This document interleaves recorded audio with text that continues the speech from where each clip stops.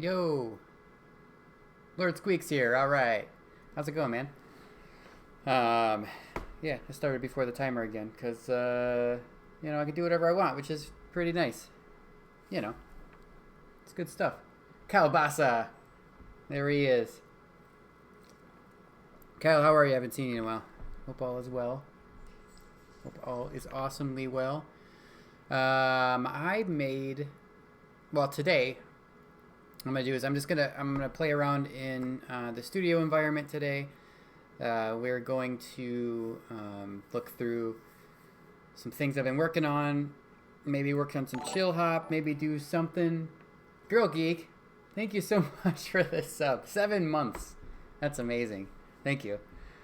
I was originally going to assemble my new Eurorack case tonight, but I realized I'm missing my 303 module because I had to send it off for repair.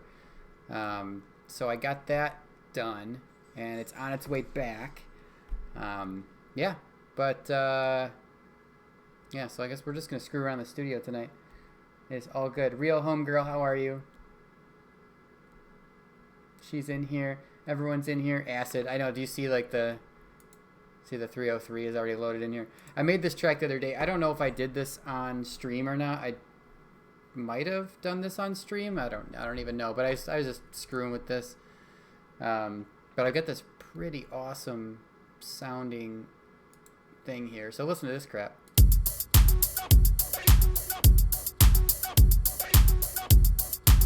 Sounds pretty cool, but let's add some bass to it.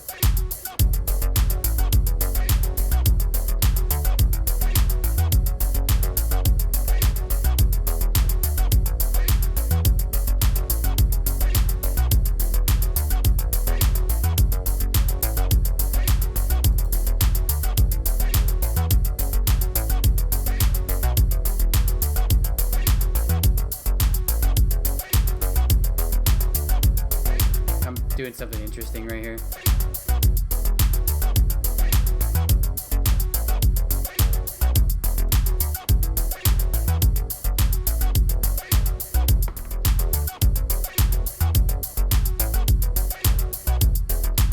Turn up my headphone volume here.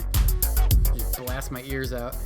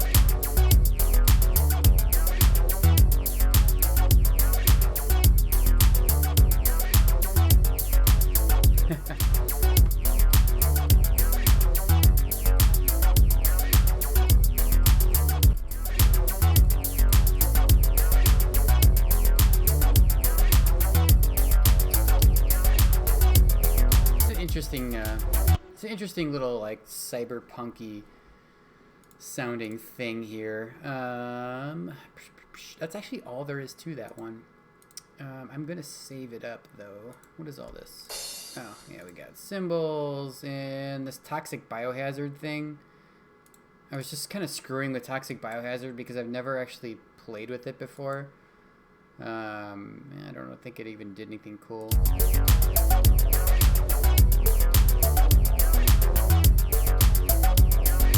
Yeah, I don't like that.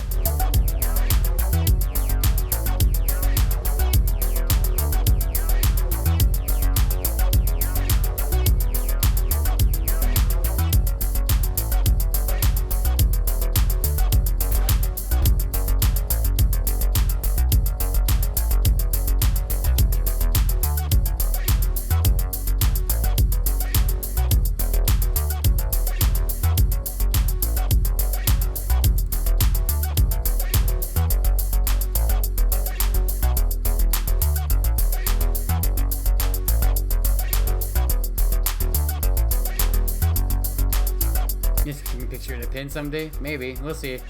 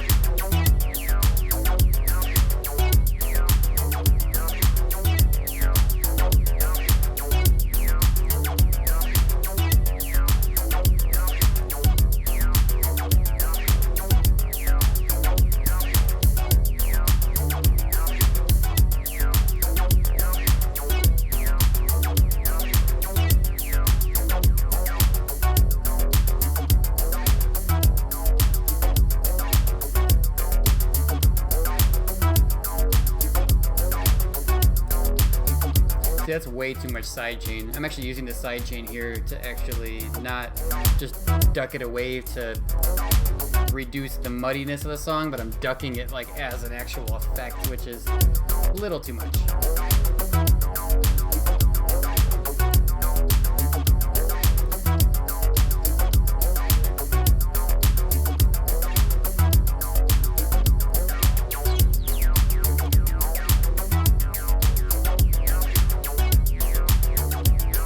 I found this really good distortion plugin by Native Instruments called Dirt, which is super cool.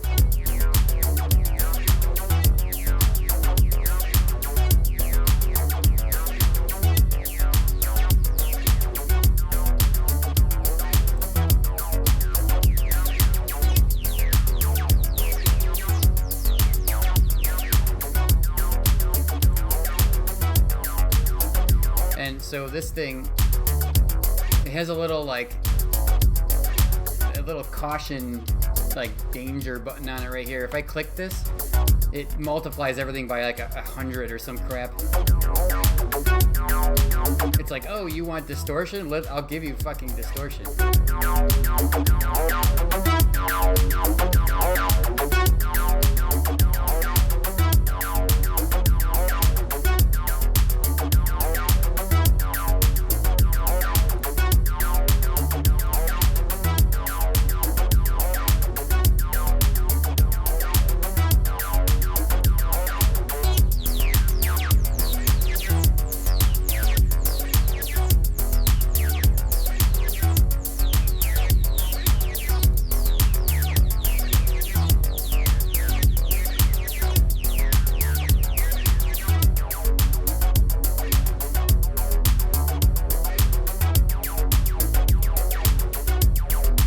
Starts sounding like lasers.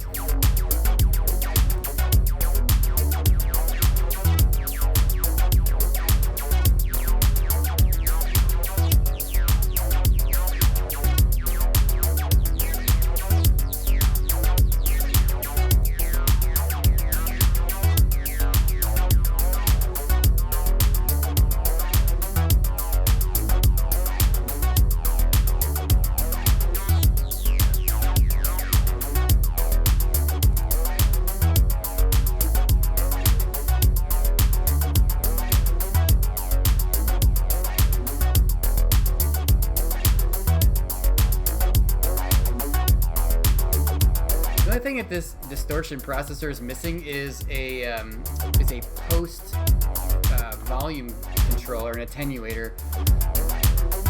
You know, because I'm actually having to use the volume slider on the actual channel to like attenuate this down because it's just so damn loud. Unless that's what this means. Oh, that might be it actually. I just didn't find it until now.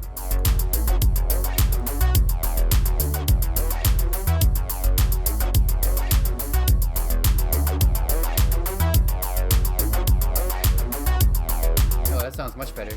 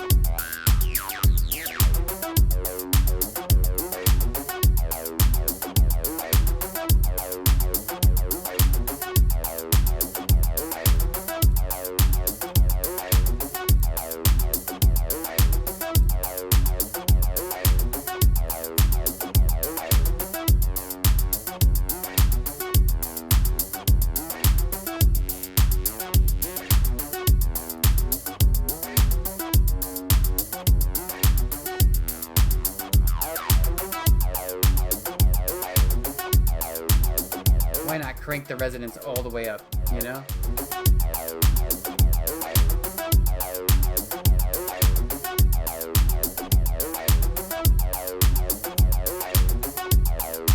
That was a weird spot to hide that, wasn't it? Yeah, that was odd.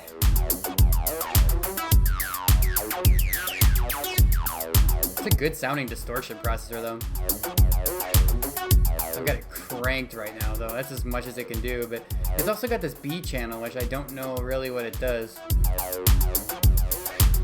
Oh shit, you guys.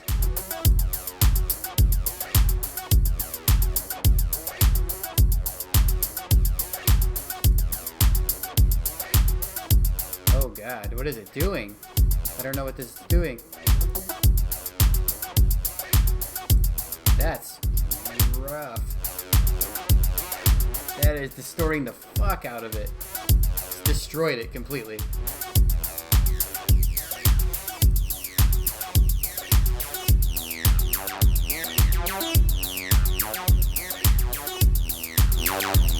Holy shit.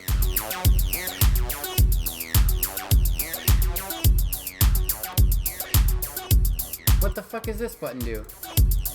Mode? Oh shit, come on.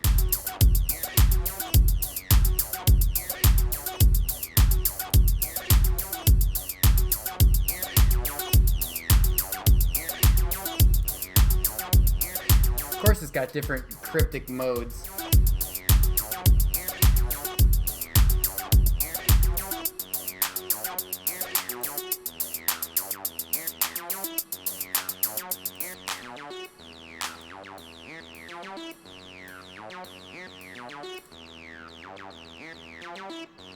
Let's take a listen.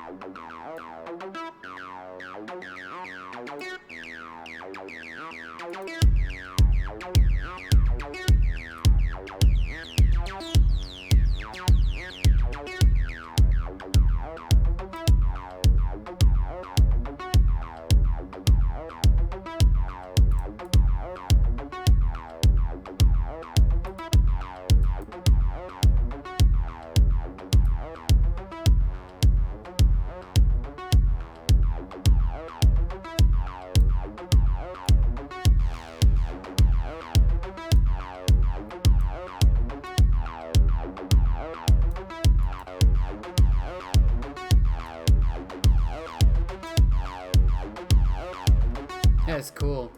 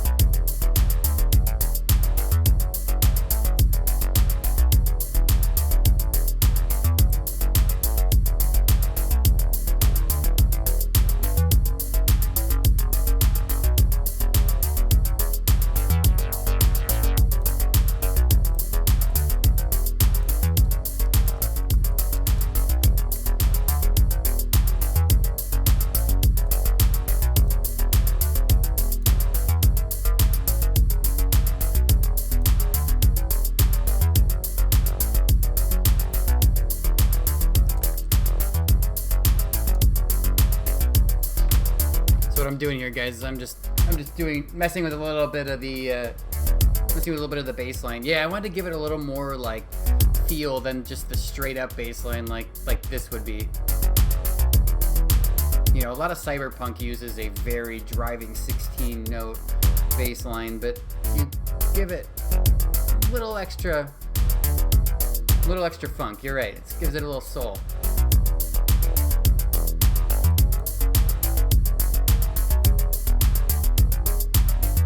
I'm gonna screw with this bass a little bit and do some interesting things to it.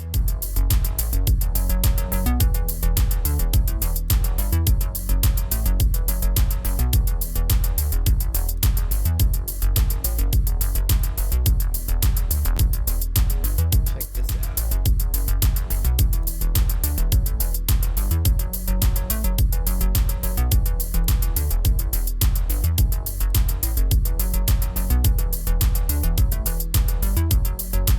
It does add a bit more organicness to it. Yeah, you're right. Absolutely.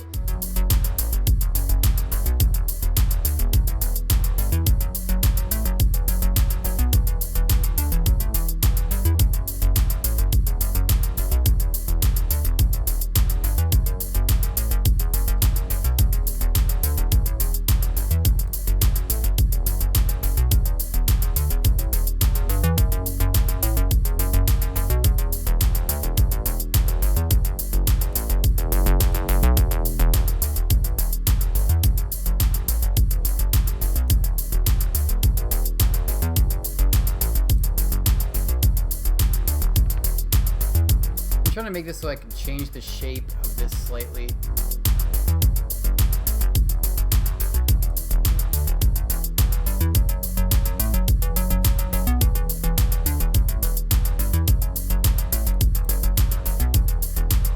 And then I have one control I can automate. So I use these macros here for creating things to, like, when I'm using multiple controls, and then I can link them all to one macro, and then when I turn one knob, I can have it do some really cool stuff. Yeah, Rebirth, dude, that's old school right there, man. This has all come a very long way. But then I use these macros and I can create automation clips when I actually make a song out of this, and I have one thing that I can just kind of automate throughout the whole song and make it do some cool stuff. So this is like changing the shape and tone. So it sounds really dirty, and then you pull it this way, it sounds more square wave. Evan, how are you? Good to see you.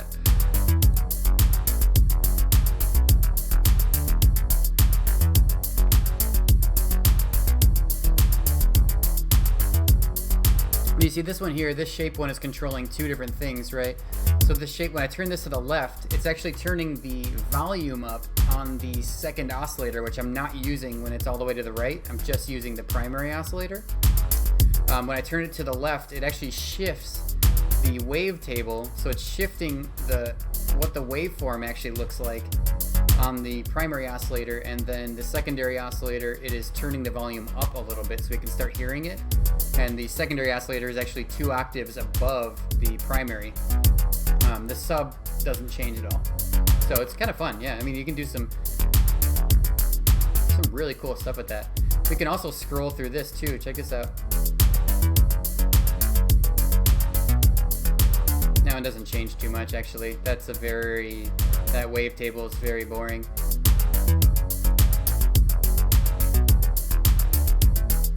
You can make it sync though.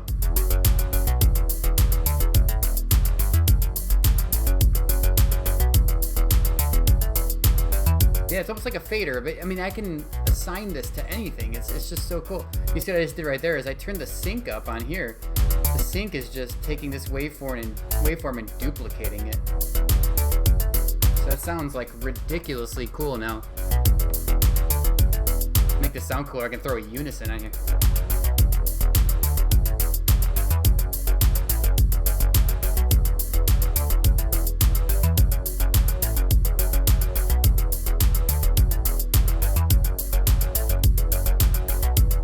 Dude, Evan, WMD is going to take all of your money.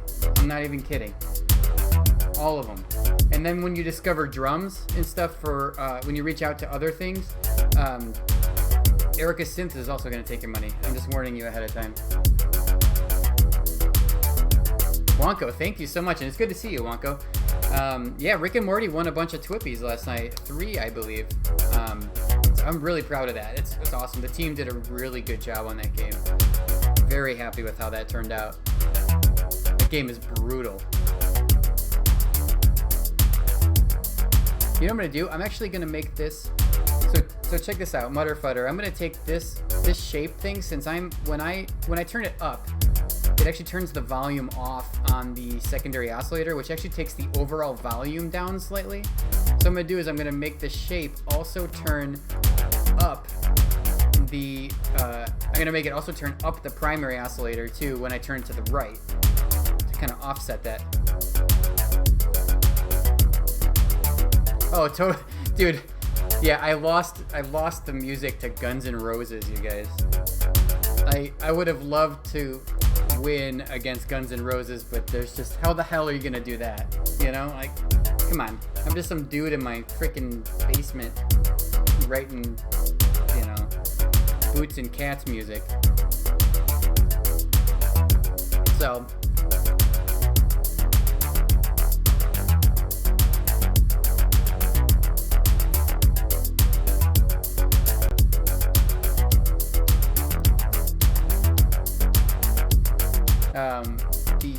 Can you go back and see all the adjustments on the macro?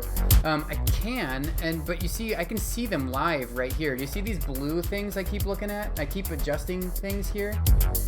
I can't scroll my screen into it, but what I can do, like here, if I move these, you can see there's little tiny, blue ranges. Those are moving as I move the macro, so you can see like where it's at.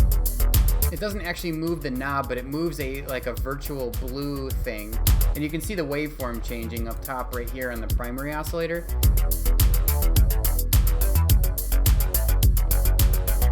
That's so cool.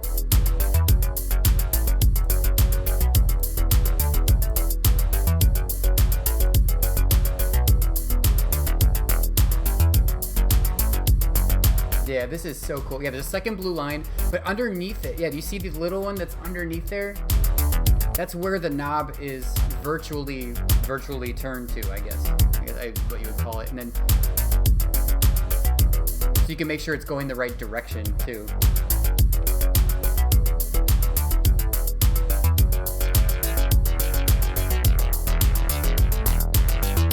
See, that filter open now is a little bit intense. So when I click on this macro, you can see everything kind of changed up here a little bit. Oh, I know what's happening.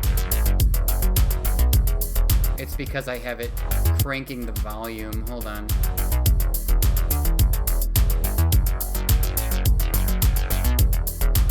I'm going to remove the volume macro on here. I'm going to remove the volume for the filter open macro.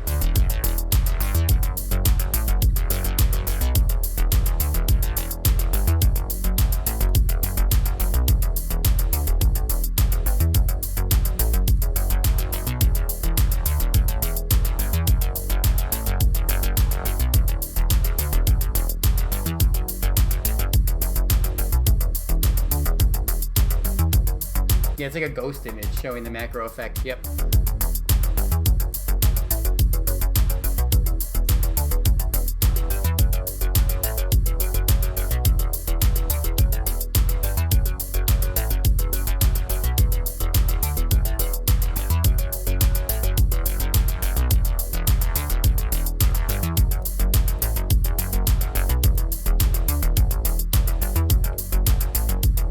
So that's, now that I've got this saved, I can use these two macros in my automation. So if I want to get that baseline to do some crazy like changes and sweeps between that shape, between that sound. Here, let me turn off a bunch of shit so we can just hear the.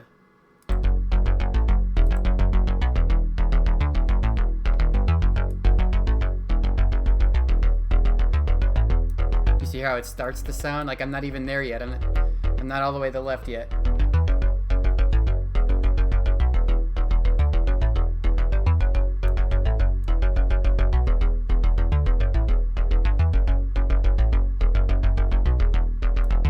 can do. I'm gonna do something different here.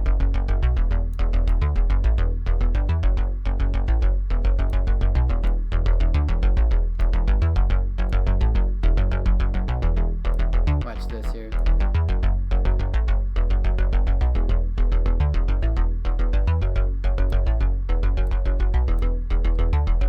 That totally changes it.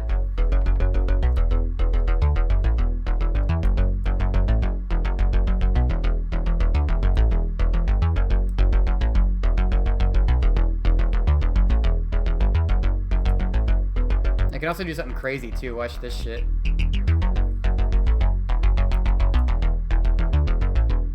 I'm gonna make it go from nothing to like here. Watch this shit. Oh, I got it backward. Hold on.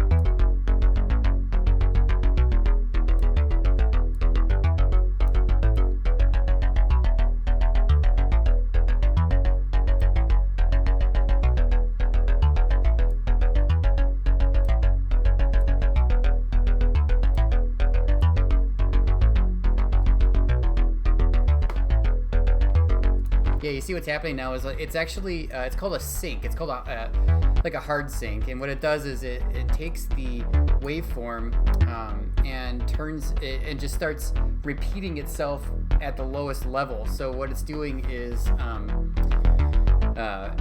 it's just making the waveform more complex, and it actually sounds like it's going up in pitch, but it's kind of going up in pitch at the micro level and not the macro level. It's really difficult to explain what a sync is actually doing, but I can show you here by just turning this down. Watch what happens when I turn this up and it starts actually syncing. You can see how it starts taking part of the waveform from the left here and pasting it over here and looping it in. And listen to what this sounds like. Let me turn off the sub. Okay. Okay, so here's our waveform, right? It's really quiet, but okay, so this is what sync's gonna do. So watch this, ready? It's gonna start duplicating that waveform as I turn it up. And listen to it, what it does.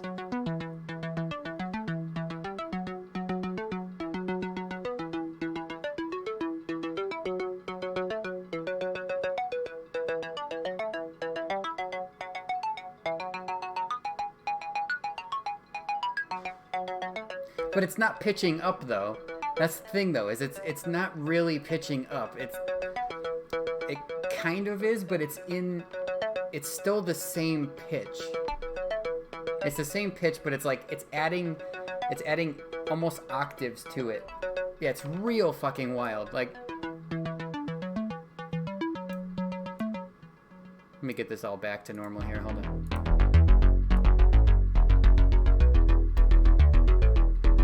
But you hear, that just sounds, yeah, it sounds kind of filter-ish a bit, but it's like, it's easier to show on, like, let me just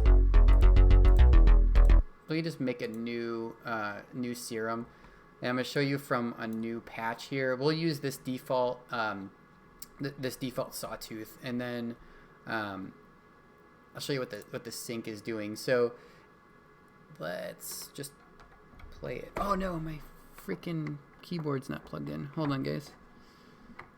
My little desktop keyboard, my Arturia Mini Lab is not plugged in.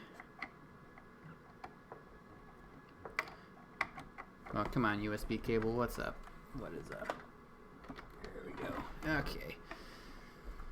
Back to this. All right, what is going on here? All sorts of problems here today, guys. Oh, that is harsh. That is very harsh. Yeah, it's like a resonance, kind of. Yeah. That is so loud. Hold on. Okay, so here's what I'm going to do. I'm going to turn the sync up, and it's going to start copying and pasting the waveform.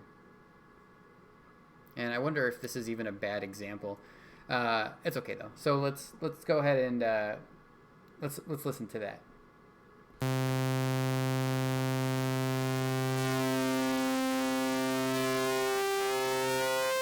But it's still a C that I was playing. So no matter where this is, it's still a C. It's adding octaves in is what it kind of feels like to me. So that's just C, D, E, F, G, right? Now there's other crazy shit in here too. There's this thing called sync window half. And what this does to the waveform is it kind of like fades in and out the edges of it, and it gives it a little bit of a different texture to it. So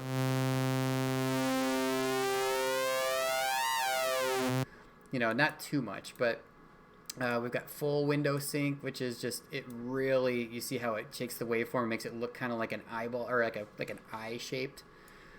And holy shit, I'm not even going to get into like ring modulation from the secondary oscillator. This thing does weird shit.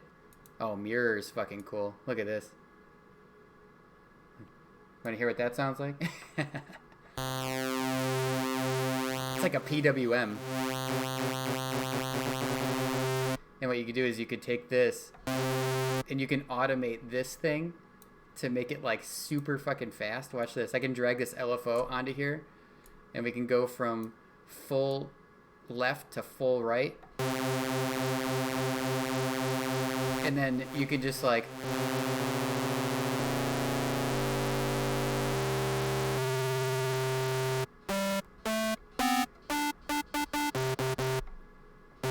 you can't even comprehend how fast that is going from left to right and back.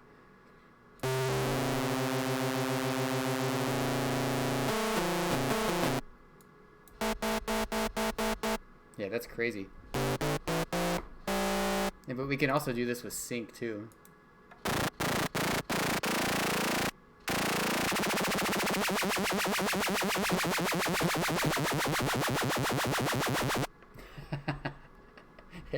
It's crazy shit. And then, I mean, you can make this sound a little better too by putting unison on it.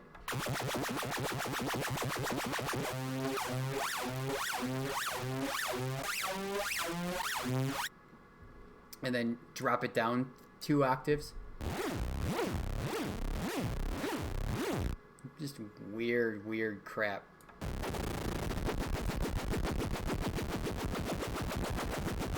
Hey, dubstep, all right. But if you put like a more complex waveform in here, we can take a digital waveform called Evolution. Sure, we can scan through. This is what this looks like, right?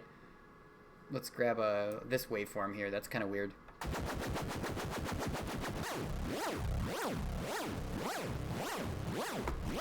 So this is just a mind-blowing synth, which is great.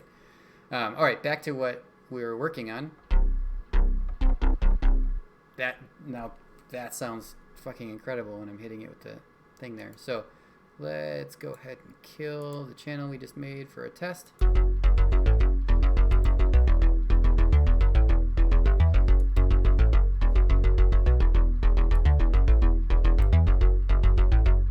What's funny too is we can also take this LFO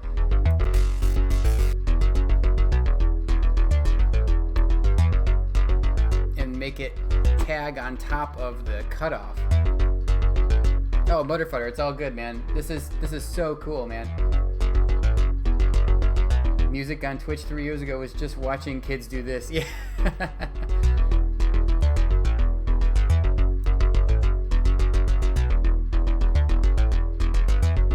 You hear how now it's ramping the cutoff up a little bit as it goes.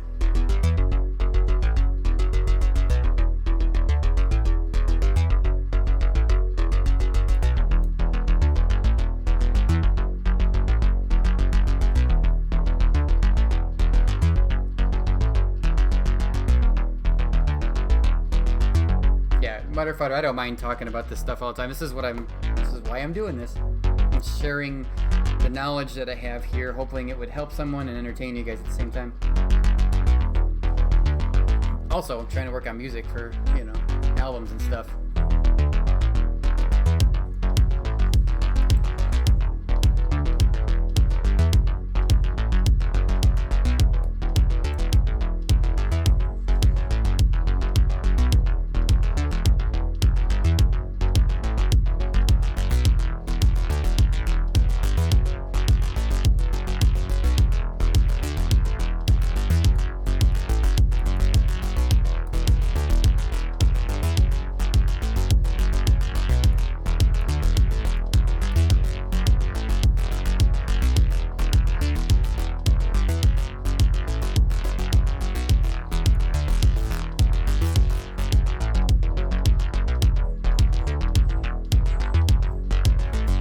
Underwater Dimension song.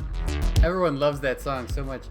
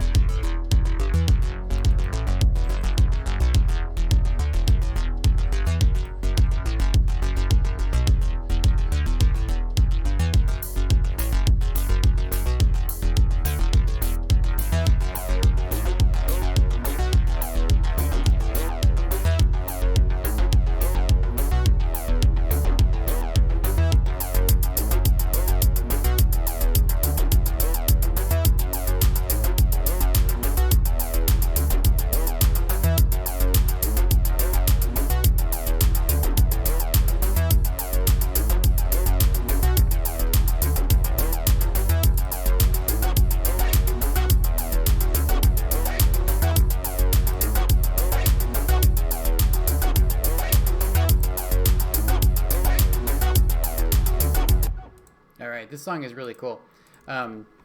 So I'm gonna chill. I'm not gonna go through the chill hop yet, but I'm gonna go through just a few more things that I've made recently, just to kind of keep this fresh a little bit. I can't work on the same thing for like a very long time. I think my maximum working on something for one shot is like an hour before I have to step away from it for a minute. I don't know what this is. This might suck ass.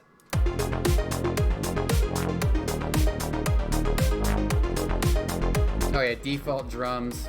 This is just something I was testing out.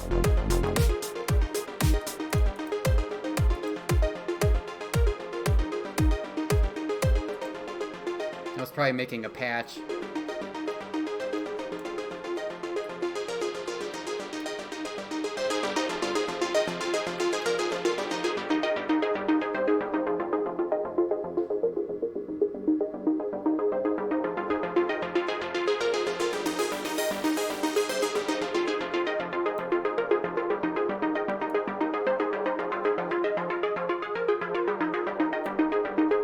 Yeah, you sync a lot to actually just deform the waveform.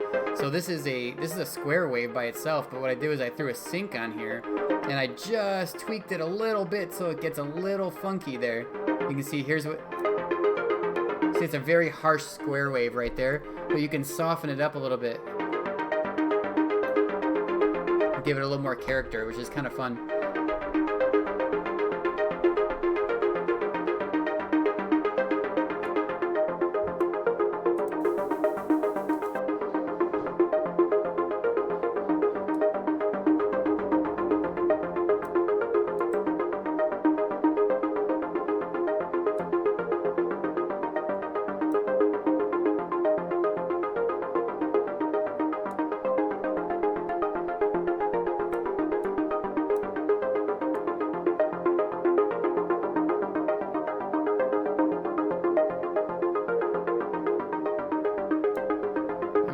Oh, this is gonna be cool. Check this shit out. I'm gonna throw the LFO on the wavetable position of this thing called Odd Pass and slow this way down, so it's kind of organic and it sounds like Oh yeah, that little tiny change it makes a huge difference in that sound.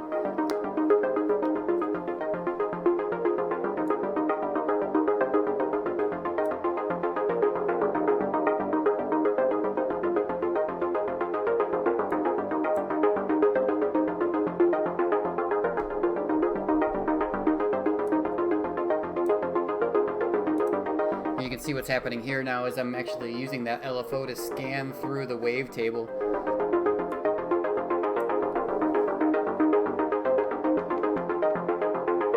It just gives it a little extra stuff, you know, that you're kind of seeing now.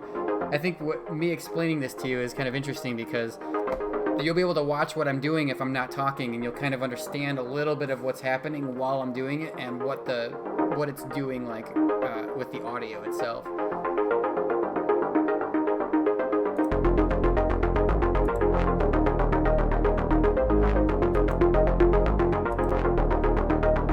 Now this is the bass line here.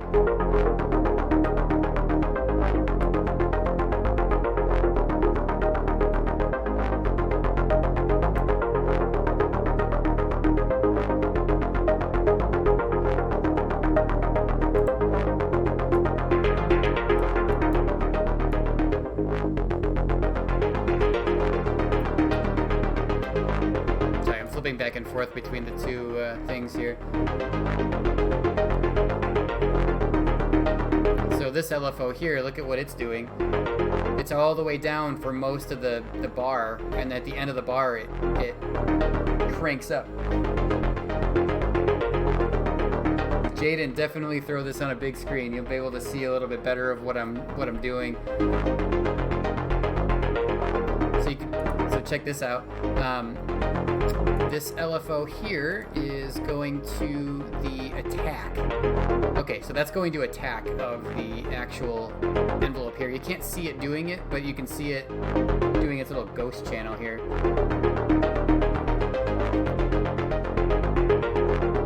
It's kind of an interesting little thing.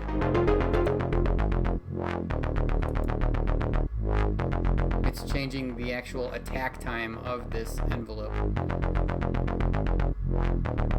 which in turn, the envelope is now controlling the cutoff, which is here, and you can see how that's doing that like crazy thing.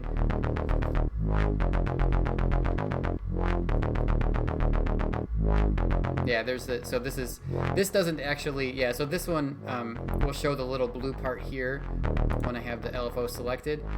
Since that's not a smooth arc up, it's just like basically on. It's switching from the lowest point to the highest point like immediately. But the envelope itself will actually make this ghost channel move and show you where it's at, so you can see it within the range what it's doing.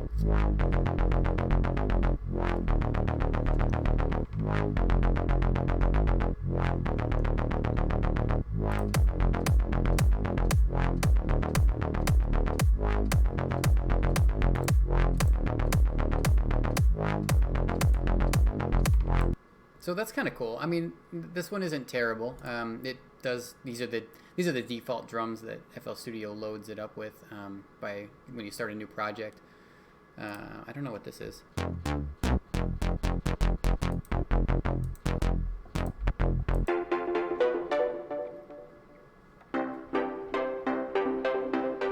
I like that synth a lot.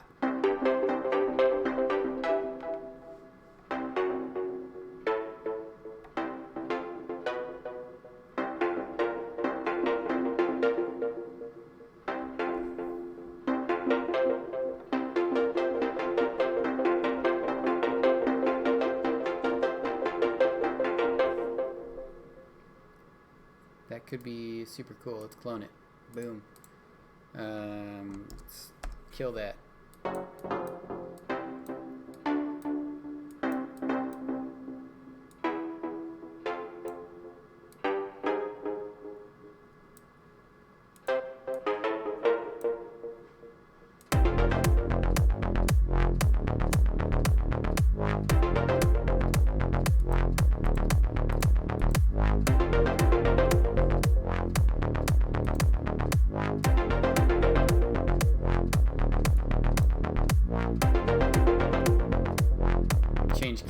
little bit.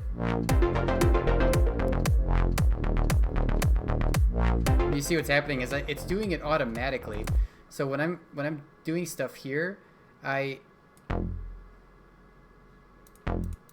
not gonna let me show you unless it's actually running the clock. But yeah, I mean, I just have to make a long note at the end of every bar, and it will do that kind of sweep sound automatically for me because I programmed that into the actual patch.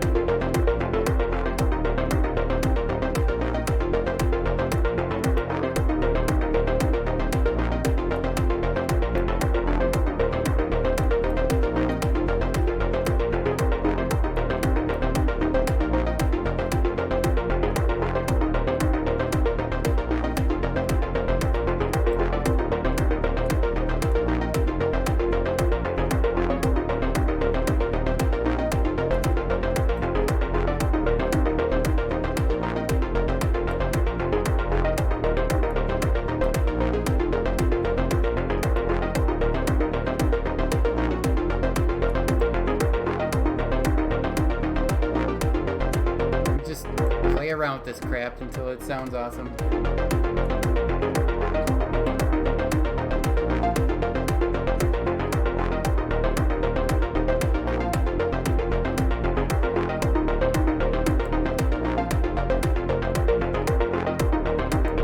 You can also sidechain the shit out of this too. Oh, I do have it sidechained. I turned it off.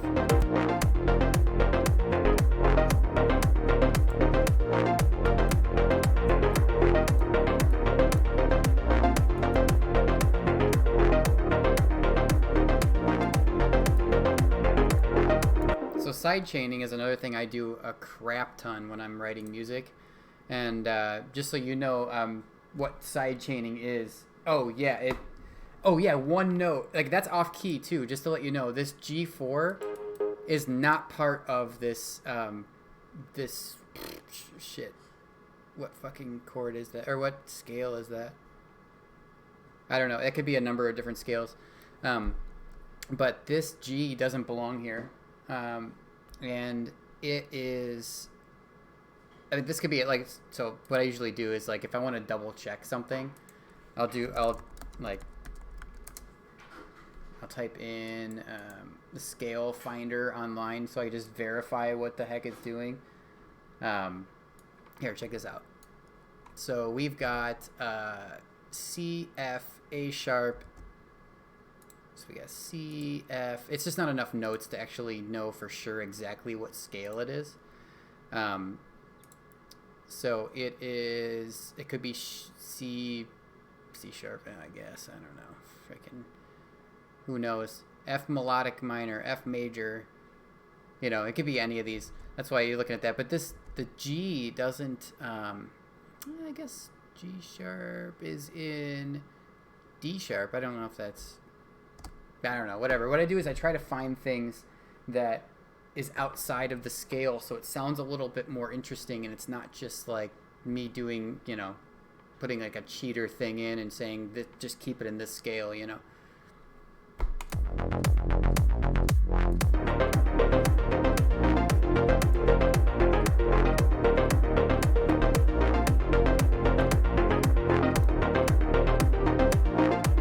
See that? just did that there. Like that's even worse.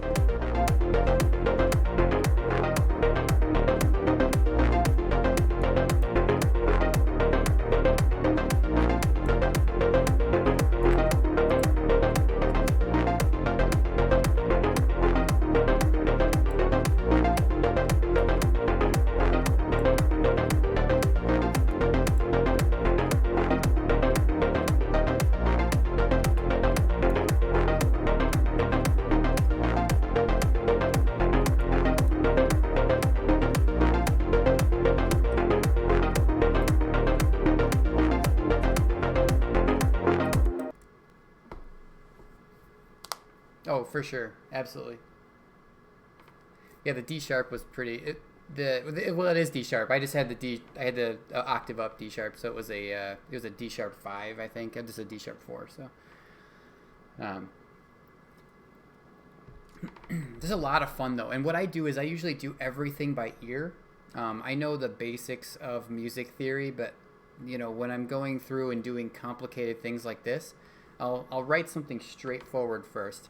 And then from there, I'll just start messing with it and screwing with stuff. And something really interesting too, that a lot of people who are just new at music theory don't understand is you can sometimes have chords play, right? So there's a major chord. That's really harsh. Sorry. Let's do something. I don't have. Hold on. Let me just get something that I can actually play on the piano. I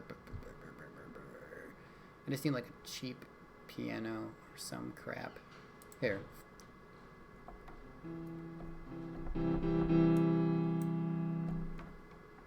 All right. There are certain chords you can play. Like here's a C minor, right? You can also add in chords like. You see that? Like you would never actually play those two notes together, except if you're playing like chopsticks or something. That's a good example of something that kind of breaks the rules. But you can absolutely, and you could take some of this too. And it may sound stupid by itself, but let me show you an actual example of something I wrote recently that, I want to save changes. I'll show you something that actually breaks some rules of chord progressions and scales. I believe this was it. No. Not that. What is this one?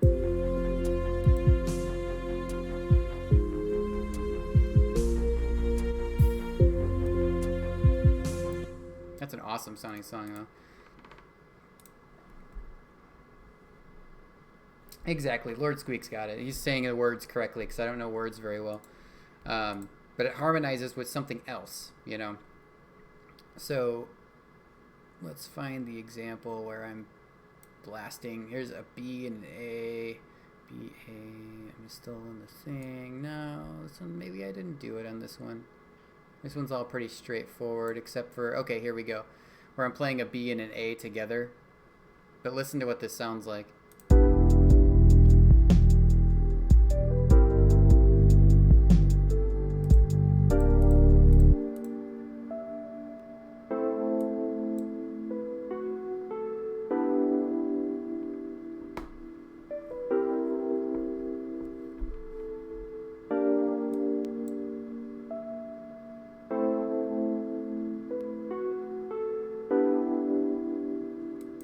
So they do clash, but they're clashing in a nice way where it just still feels good, and it's not necessarily changing the key that it's in, but it's just giving it a little bit more, just some emphasis. So it's kind of cool.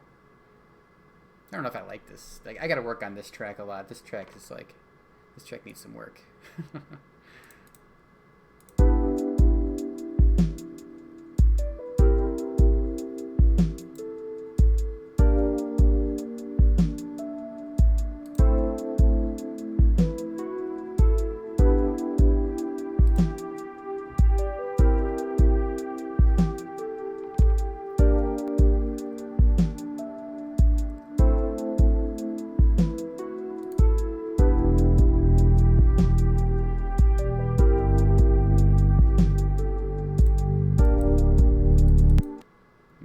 that track needs some work. What else do I got? Some more chill music. Let's see what else is going on here. It's not chill. I lied.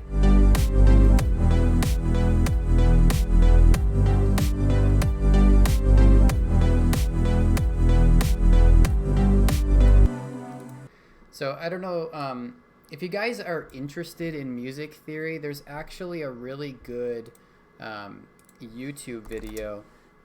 Let me just find it really quick.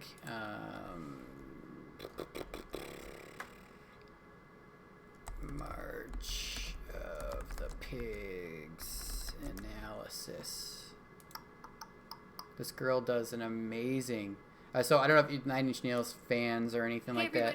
I'm gonna. Oh, again, sorry, it's really loud. I'm gonna paste this in here. I totally lied in the file name. I know. Check out what I just posted there. That YouTube link. Just save that because this girl goes through March of the Pigs, which is an amazing, amazing 9 Inch Nails song by Trent Reznor, and it goes through and shows you what he did, what rules were there, and what he like what he did to break the rules. So that song right there, if you don't know March of the Pigs, that song is written in a time signature, which is so fucking weird. It's written in 7/8 time for one measure, or for 3 measures, and then it goes into 8/8 time for 1 measure. So it's just crazy. Like I should just freaking play it really quick. Hold on, let me pull up my YouTube music. I'll just get demonetized for this, but that's okay. March of the Pigs. Yeah, listen to this time signature. This is so amazing.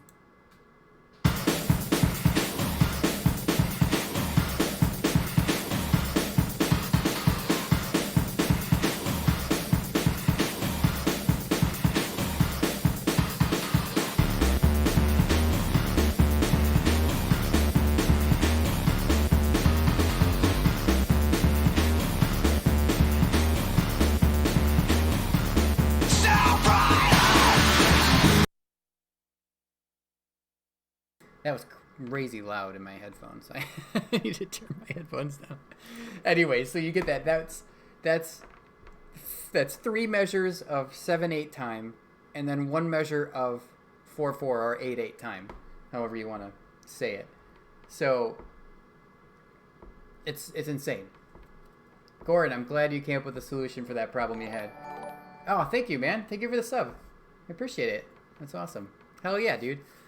We're talking about a little bit of music theory slightly, and I don't know all the words of music theory. I know enough of music theory to be dangerous, but we're just kind of going through and talking about different things. Yeah, so I should be actually going through. I wanted to do one last thing actually before I change gears a little bit. Mutterfutter might appreciate this. I'm going to go through and I'm going to show you guys how I do sidechain compression on all my tracks before I get into anything really complicated. And I think that 303 one we were working on at the beginning is a really good example of what I've done. So basically, like sidechaining is really super simple and it's used all the time. It's used in electronic music a lot because you want your bass lines and anything with bass to duck out of the way when a kick drum hits, because when a kick drum hits and you have bass going at the same time, if those bass notes are slightly off from each other, it'll get super muddy, and it just sounds like garbage. So what I usually do is I use something called sidechain compression, which actually just ducks the volume of the bass line out of the way of the kick, and it just kind of makes room in the mix for the kick to punch through.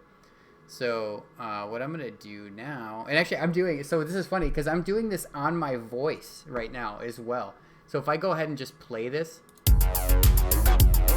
and then I start talking, you'll notice that the music is ducking out of the way of my voice right now, and that is sidechain compression. So that that's one example.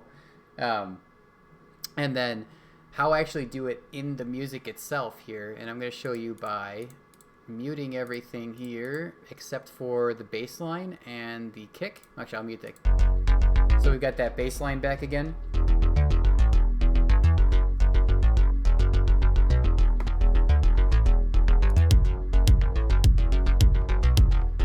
Okay, so it's not super obvious right now because I don't have it ducking super hard.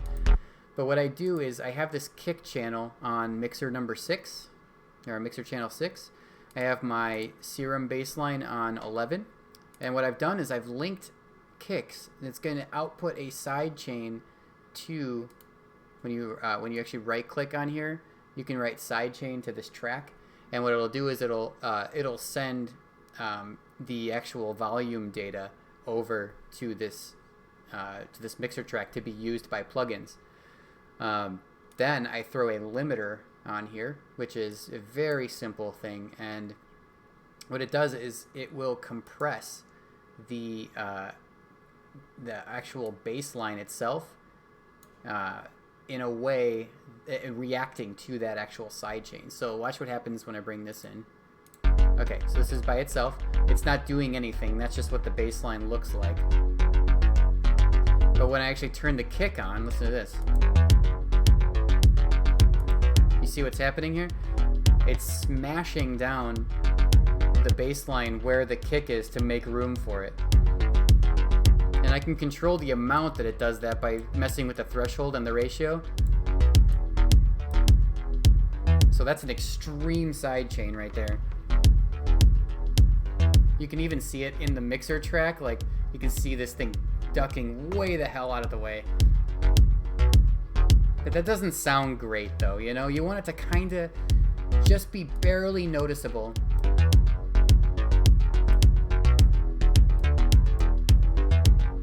But see, if I shut this off, let me see if I can bypass it in here. No, I'll just bypass it here. Yeah, so here it is with no compression at all. It's just running. So if I were to master this, it would be very muddy because that kick is not at the same pitch as the bass line, because kicks usually have a sweep of a pitch in them at the low end. And we'll check the master out. Let's check the EQ on the master. You see there's a lot of, like, the kick is over here. There's a lot of other muddiness coming in right here. Maybe it'll make more sense if I do this. There. We'll go to a different pattern here.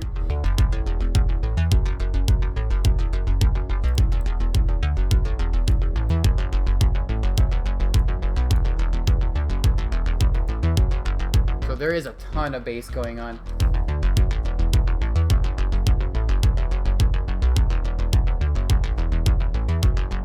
All right, I'm gonna kick back on the sidechain, and let's watch a little bit here. I don't know if this is totally gonna show it, but we'll see.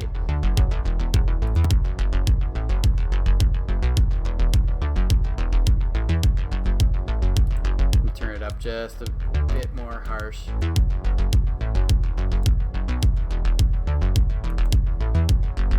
So I should be able to slam this thing way more without it getting muddy.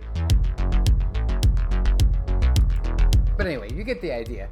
This is one of those advanced mastering technique things, and it's just, it's going to be very hard to hear it through a Twitch stream, obviously.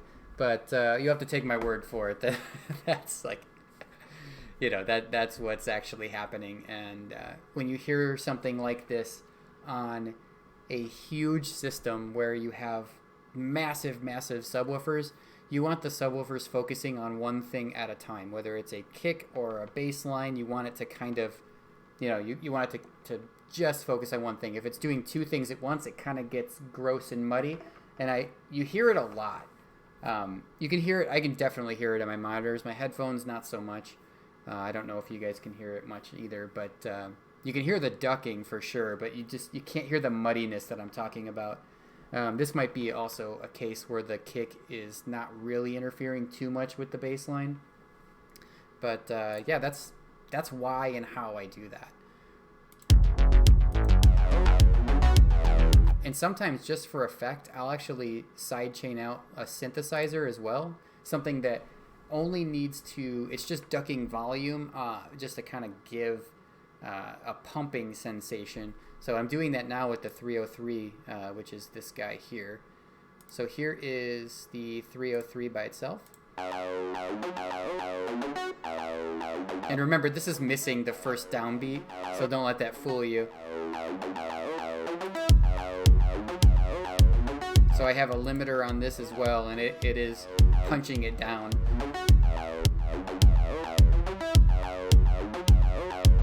It gives it that, like, yeah, it just gives it like a pumping feel, like a you know, makes it more dancey. So I can really push this. Let's push it all the way down.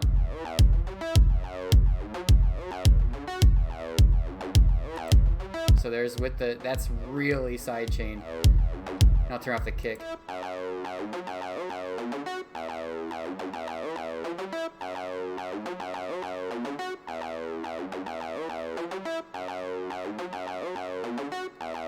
Beard is life. Yes, there is a high speed back there. That way. Right here. Bam.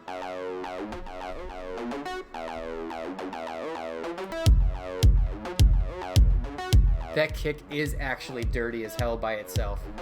I think that's probably why we're not hearing the total muddiness when I did that bass line.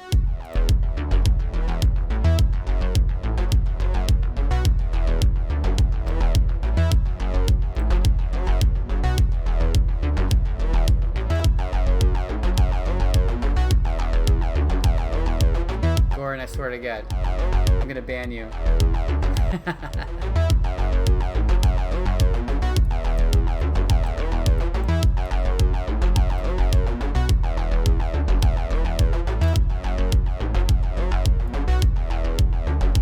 You see how that kind of gives it? It just gives it a good, good pumping sensation. I think that's the easiest way to explain it.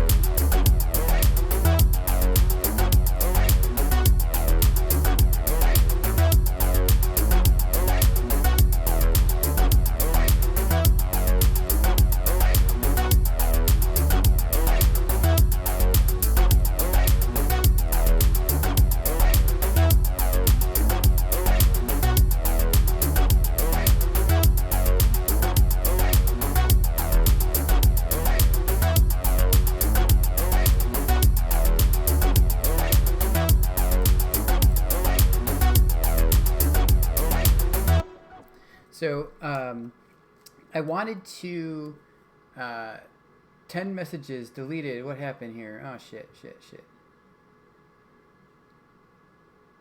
Girl Geek, you don't have to time out Goran. He's fine. Goran's a friend of ours. He's good. What happened? What did he type in that made Girl Geek freak out and ban him? I mean, time him out. Was he talking about goddamn ramps and shit?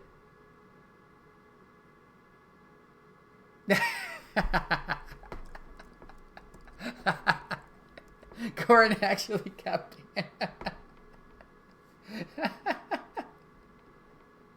He got timed out for 30 seconds. Nice going, Goran.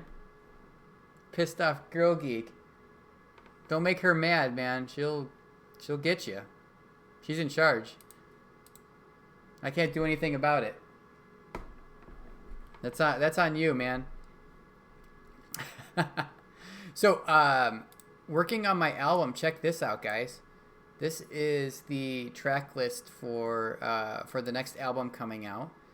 I have there's going to be 9 tracks, I think. Is that 9? 1, 2, 3, 4, 5, 6, 7, 8, 9. 9 tracks. I've got 1, 2, 3, 4. I've got 4 done. 9 tracks, 4 done. The rest of them just need some actual crap going on. I've got this one called Rocks, which is totally unfinished. I should probably work on that one a bit. But yeah, I don't have to play those anymore. Those were the main ones, though. These big guys were just the real complicated ones. I can show you what Rocks is if you guys want to see that one. Excuse me. Yeah, let's look at Rocks. What the hell did I call it? Oh, god damn it. Of course, it was like chill, slow techno. I forgot to name it. 922. I'm going to double check and make sure I didn't do this.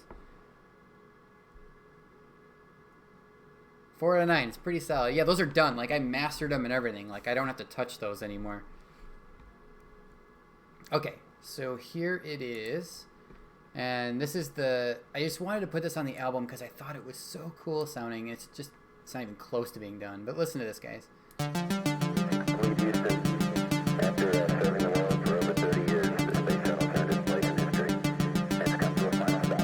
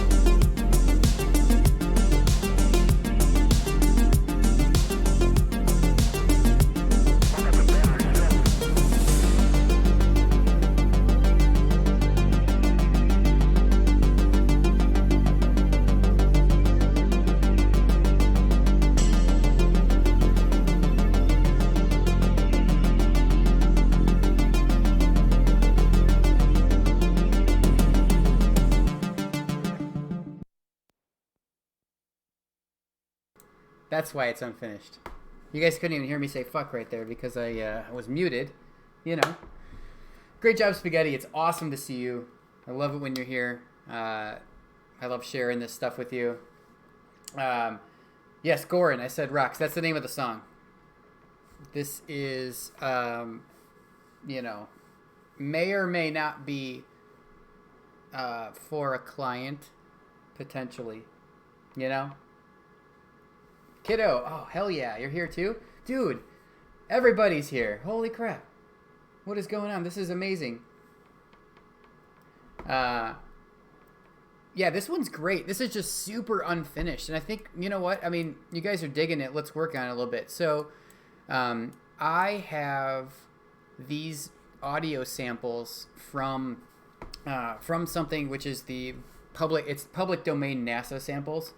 And these are from Atlantis's, which is I believe it was Atlantis, which was the last space shuttle coming back in. They have audio recordings of the of Houston talking to Atlantis and congratulating them coming back. And it's just such a cool thing. I wanted to put it into a song, and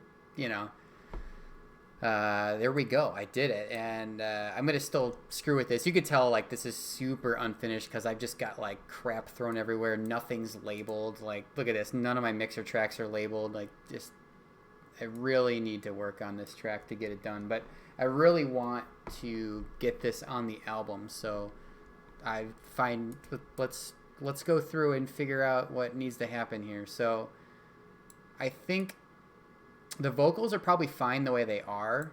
I probably need to run some sort of limiter on this because they're kind of distorted and crazy. Like right here, you can see the first part of this where Houston's talking it's softer than when Atlantis is talking in the end here. So listen to this.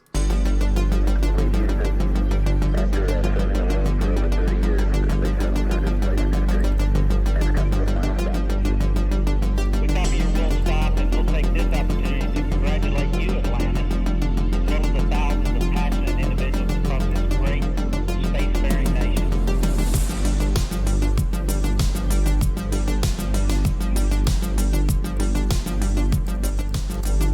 I'm just gonna type in some crap while we're working here. Oh shit, I can't even spell.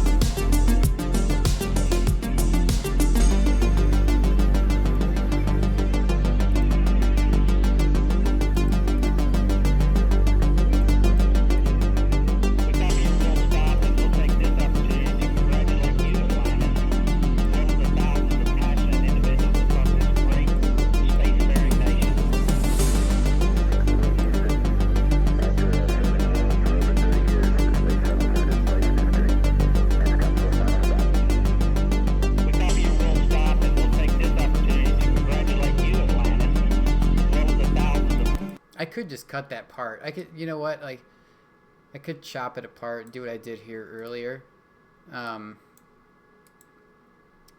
just not use that second half because it's a little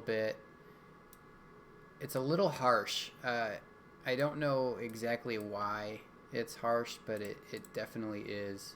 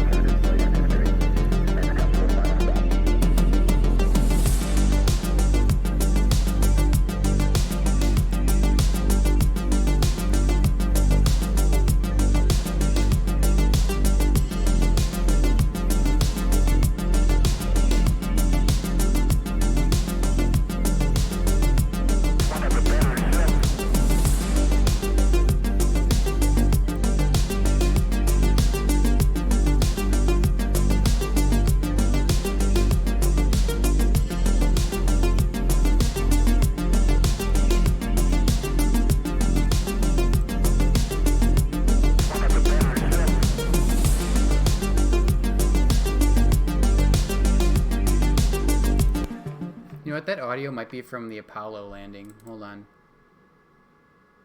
Landing. I don't remember now. But it's public domain, so I'm using it. And you're right, though. In Mutterfighter, the comment about having high roller vibes is very flattering. Thank you so much. That's a very high compliment. The Crystal Method is someone is a group I've looked up to since I started writing music. When I first heard their Vegas album in '96, that kind of what got me into it. So it's really cool. I did actually. I don't know if I told you this yet. Maybe I told you this last time we talked about it. But I got a chance right before the COVID stuff hit to actually meet Scott from the Crystal Method. He came to Chicago as like just doing a performance at one of the local like small venues, and I was able to He was just out on the patio deck, and I went up to him and just started chatting with him. He's super, super nice dude. My wife took a picture of us, like, me nerding out, like, fanboying. But, yeah, the Vegas album changed my life, man. Absolutely. Complete Houston. After serving the world for over 30 years, the space shuttle turned its place in history. It's come to a final stop.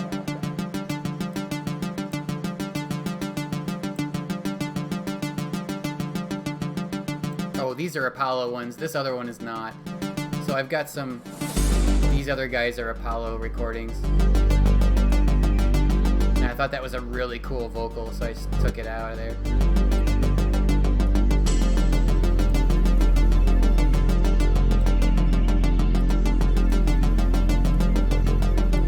There's something about these drums that don't sound right either.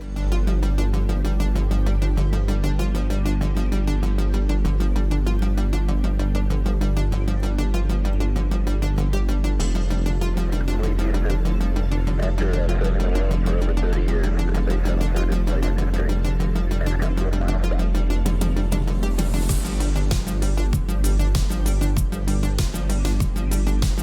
I don't know, is it the kick that sounds weird? What is that?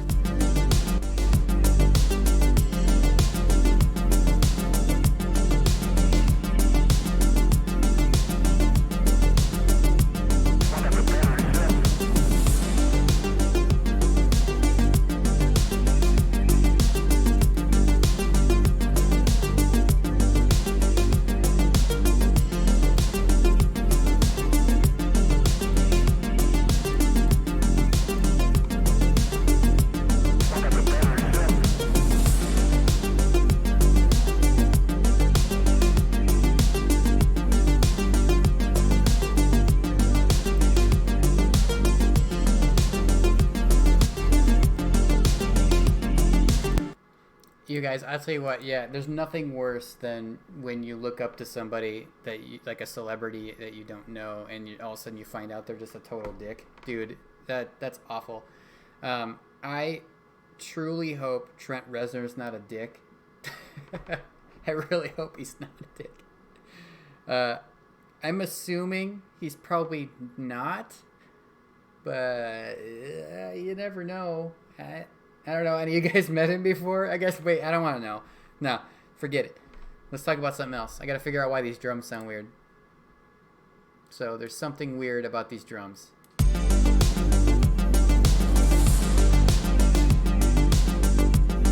Yeah, mother butter, I would be very upset.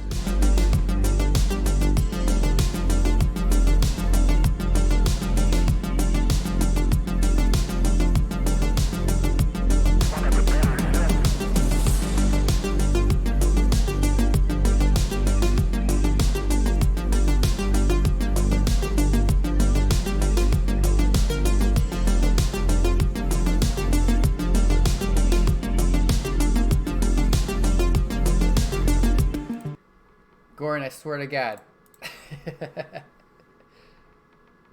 You're right about... Great job, Spaghetti. You're absolutely right about Trent. So I'm feeling good. He's done a lot of not a dick things. You know, in my mind, I feel like I hope he's like Keanu Reeves. Like, you know, that kind of not dick. You know what I mean? Yeah, Goran, you better hide, dude. If she sees you, you're in damn trouble.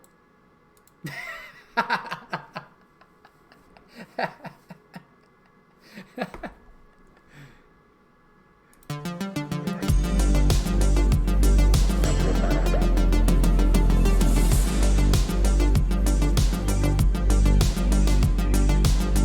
don't know what's up with the drums. These are like kind of placeholder drums, I guess.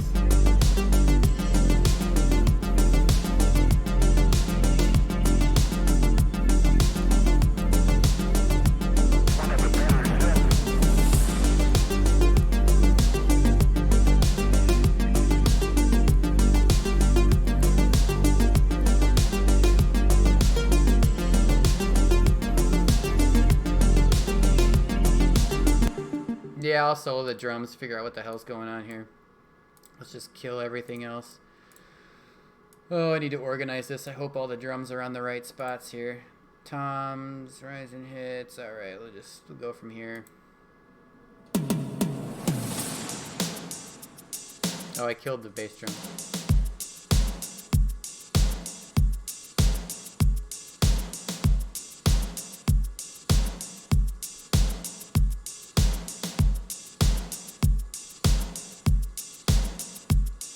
DJ27X.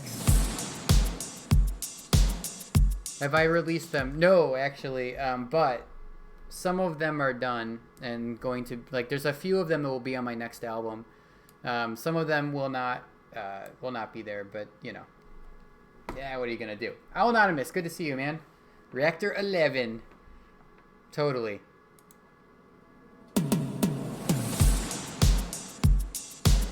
You know what I need? I need some like tom hits, man. I need like, let's take this guy, let's duplicate this shit. I know what we're doing.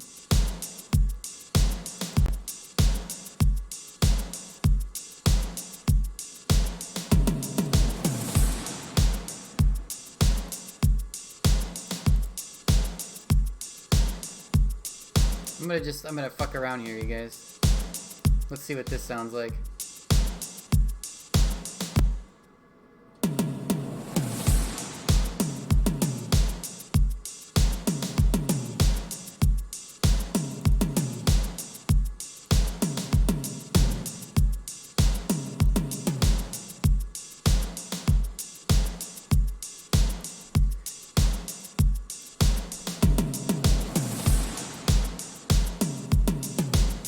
Let me just make that loop, that one part. There we go.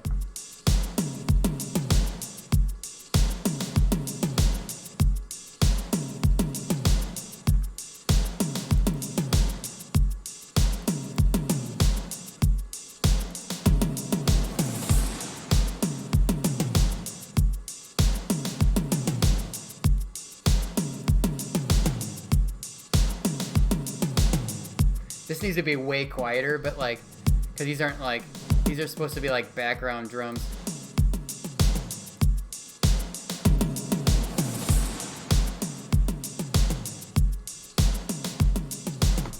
Butterfutter, change.org for underwater dimension.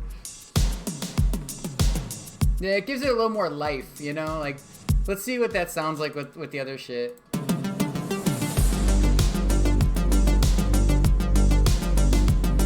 I can't even hear it now. Too quiet.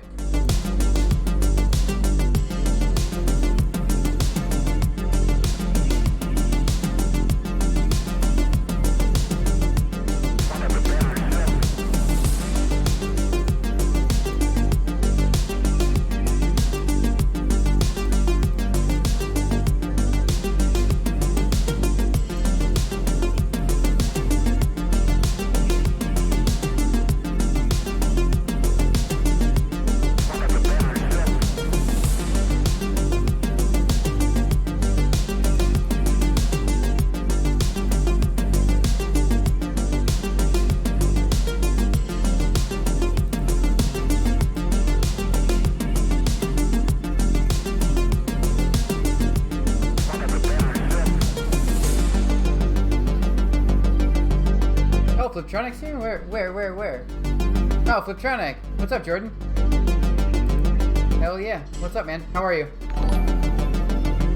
How Anonymous hosting me. Thank you so much, man. Hell yeah. Lee Houston, after serving the world for over 30 years, the space shuttle turned its place in history and it's come to a final stop. Alright, I think this is just enough toms to like give it just a little bit more like goodness, you know what I mean? Man, it's a party.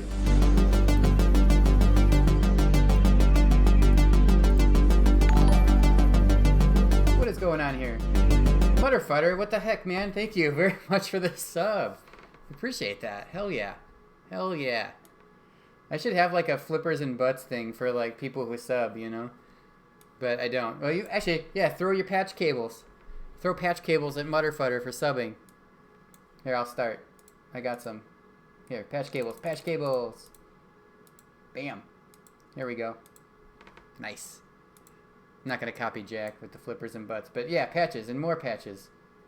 There you go. Oh, T. David is a subber too. All right. Patch cables. Yeah, that's a really cool Kiddo, thank you so much. Your sub also. Jeez. You guys are too much for me. Yes.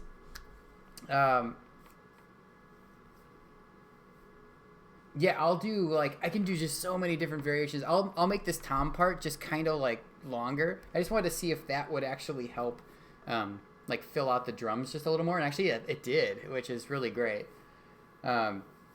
Yeah, so, hey, a little history on patch cables. So those patch cables were done by one of the really good artists that is part of the Twitch community called OV Owls. And she actually did all of my little emotes here. So I got Patch Cable Guy, I got Lightning Skull, and I got like Laser Skull Guy. These guys, see them? I just put them in the chat there for you. Yeah, I think the toms actually fixed this whole thing. So let's, I'm going to crank this up in my headphones, just listen to it for a second and see what we got going on. After serving the world for over 30 years, the space shuttle turned its place in history and has come to a final stop.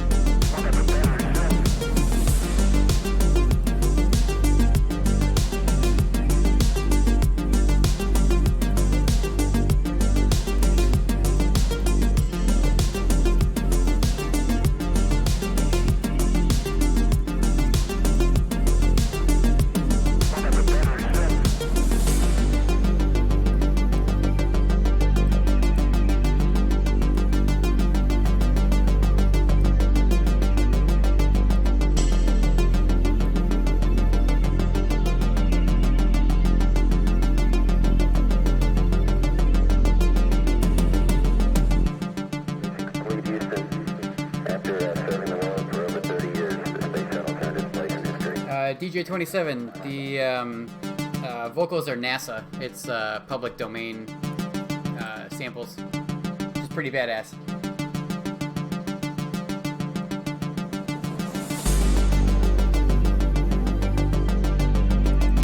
So I'm gonna let you guys know here. I'm gonna let you guys in on a little secret. There's only like 17 of us in here.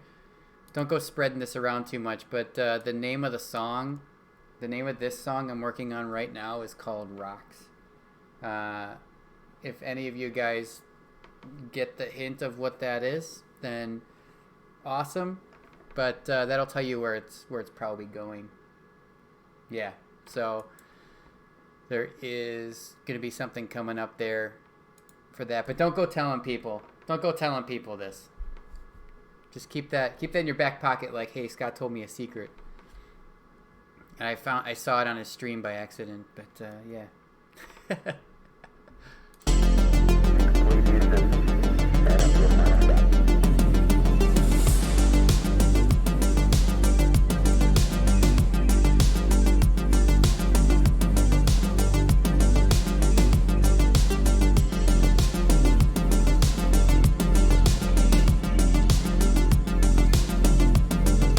It's not a dumb thing, you guys. It's not an intelligence thing. It's a specific client of mine that if you know what it is, like, you know who the client is, then you'll know what that is. But if you don't know who the client is, then it's fine. So it's all good. One day you'll see it. Yeah, you're not gonna be able to figure it out by like just dissecting it. No, it's just like a, but you figure. I don't know if the Google searching will fix that either, but maybe not.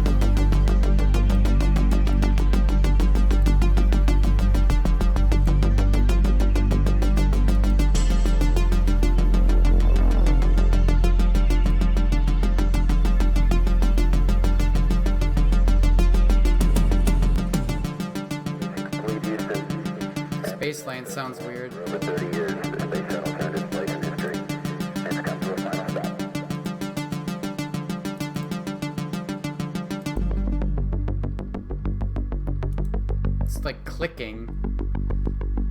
Which one is my bass drum that I'm actually using?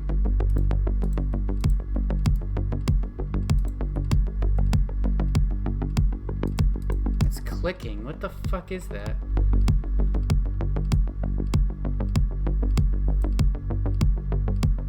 That's better.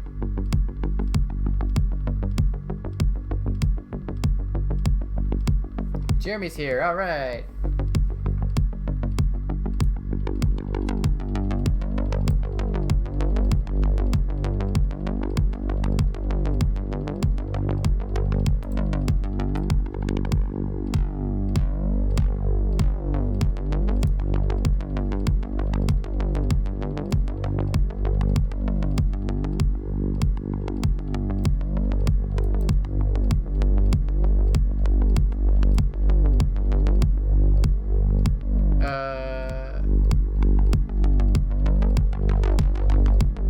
Because I'm not using it.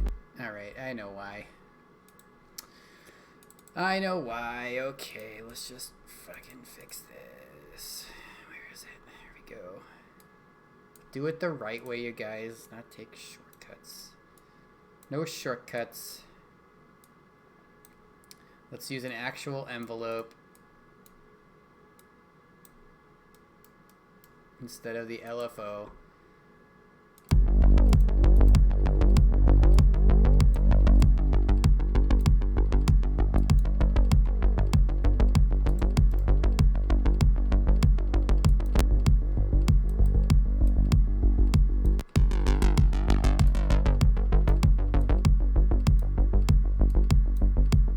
That sounds way better. Do it right, we do it twice. Yeah, exactly. Exactly, we just do it twice. Why not? Now we're not getting that crazy click or anything either.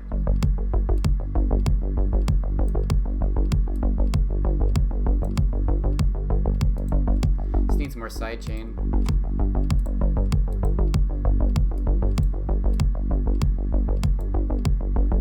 Sounds like it's clashing.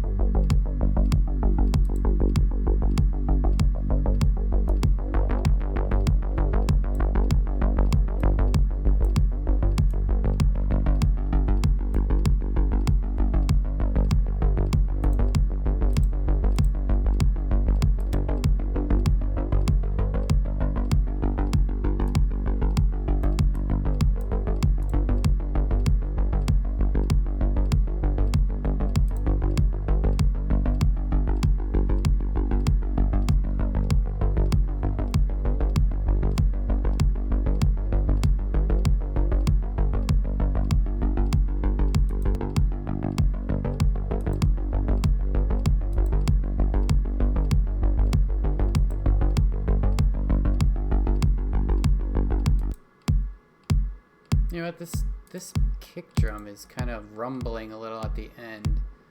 Let's see which one that is. Yeah, it's this one.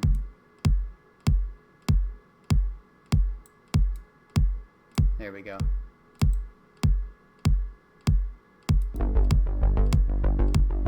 That's why it sounded muddy. Now it doesn't.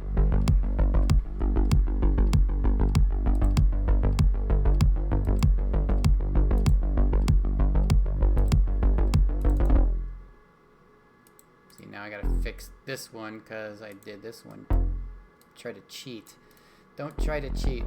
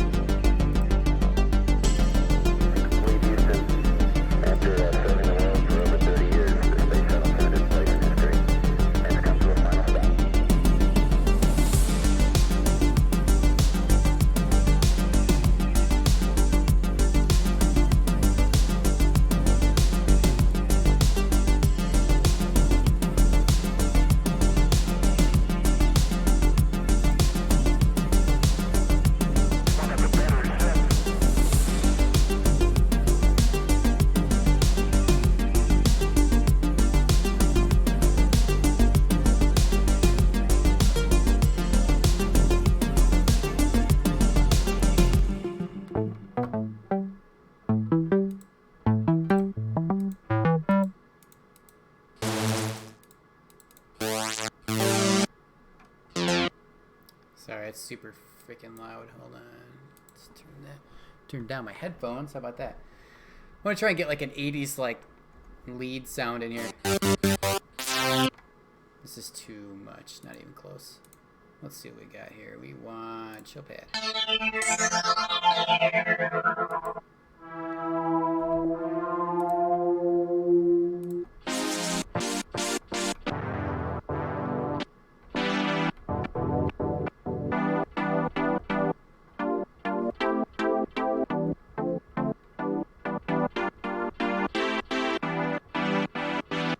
It's a little too much. That's a little too 80s. Let's see what we got down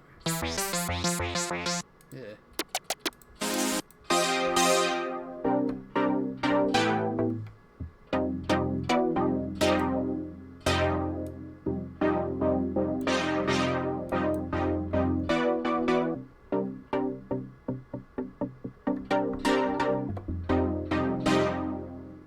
Pump up the jam.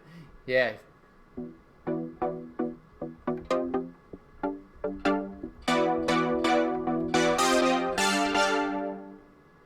Alright, let me get this on a mixer channel so I can turn it the hell down. And we can listen to it like normal humans. 17, I think, is my next unused one. Let's check. Yep, turn that down.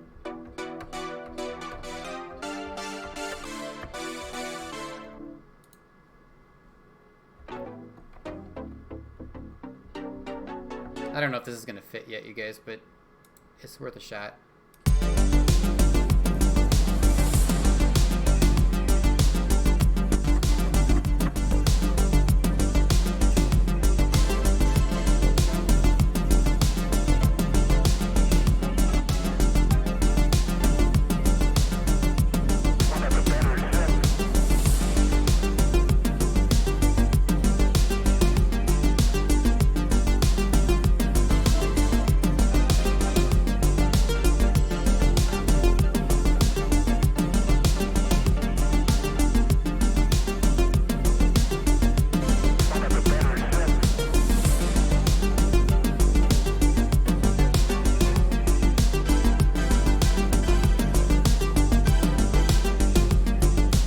Not even close. We need like some pads, like a, yeah. I've already got like a really good pad in here though.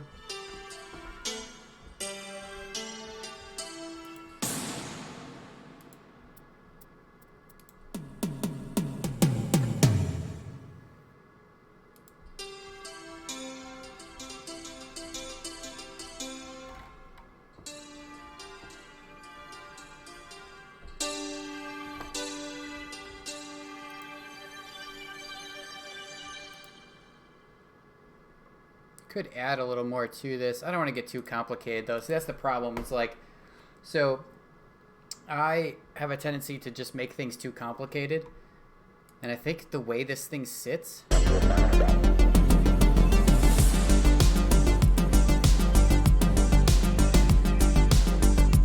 think the way it sits is pretty good.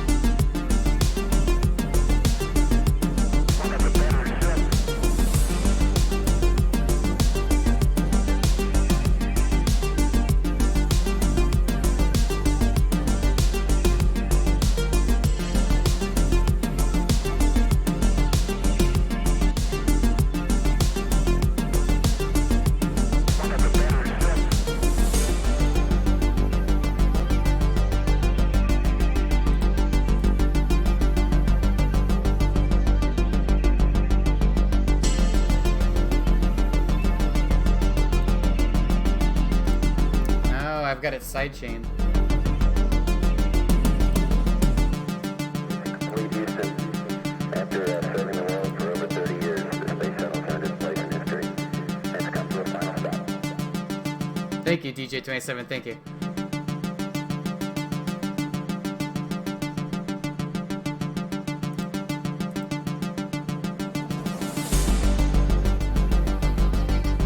you guys listen to this really quick while I go to the bathroom. Because, you know, bathroom break and drink break. I'll be right back.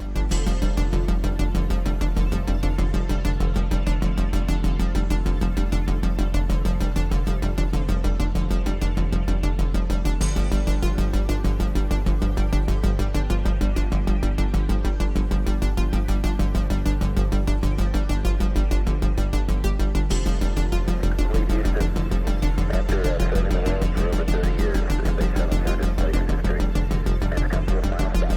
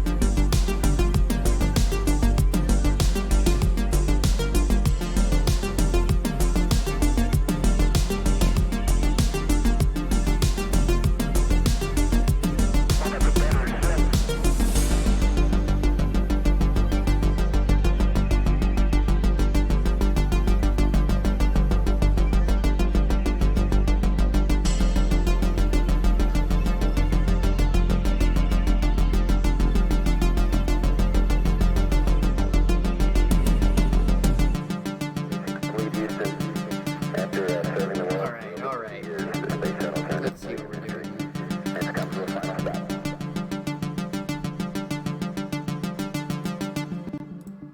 Alright, we gotta make sure to save all this crap. Oh, yeah, for sure. You know what, though? Like, every song that seems to come out now has to have, like, these crazy drops all the time and all this crazy junk. Cheesy Buddha, how are you? It's good to see you, man. And I just am really not into crazy drops because I grew up in my electronic music way, right? I listened to a lot of techno music, which did not have drops. It didn't need big drops. It had little drops. You know, like things like in alpha particles or something. You know, so like that song that I wrote, Alpha Particles, does have like a thing where it just like, you know, completely drops out and then just slams it like, you know, real big, like, you know, I don't know, but whatever. That's beside the point. I'm just ranting. But, you know, I'm not gonna go and throw like, you know, like snare. I don't like it. Anyway, yeah, Golden Tea back there. Yeah, for sure.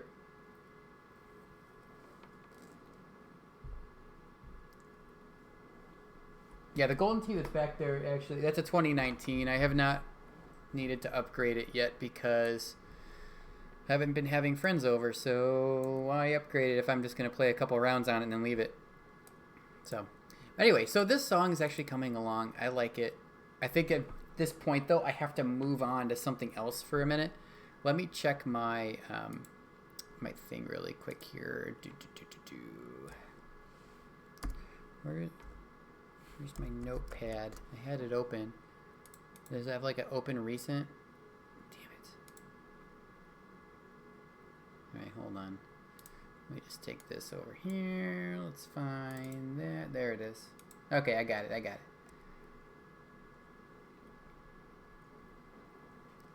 The elliptical is the best machine in the house. I don't use it as much as I thought I was going to. I probably should start doing that. We can go through. Let's look at the structure of the song Yatra.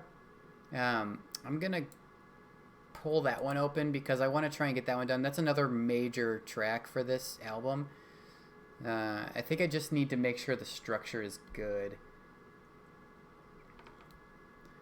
So I'm going to pull that one up. It's right here. Okay. I think you guys are going to like this one a lot. At least I hope so, because it is a really good one. So I'm just going to play it I'm going to play it how it sits right now, but I don't think it has an ending. It does not have an ending, and the structure is not done. So let's take a listen through, and I'll just keep quiet for a minute.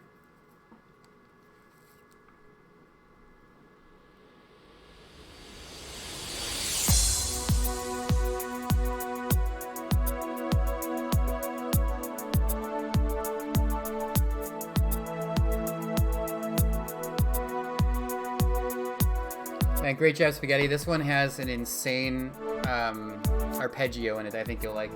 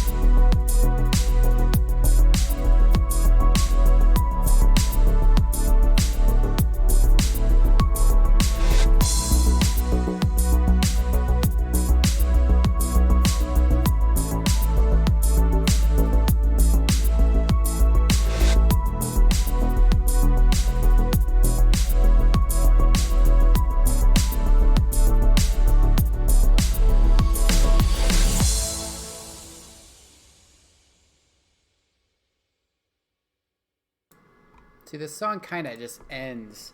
I don't know. I think what I meant by structure is just fix the ending, because it just kind of like just like ends with a kick and a crash, and that's it.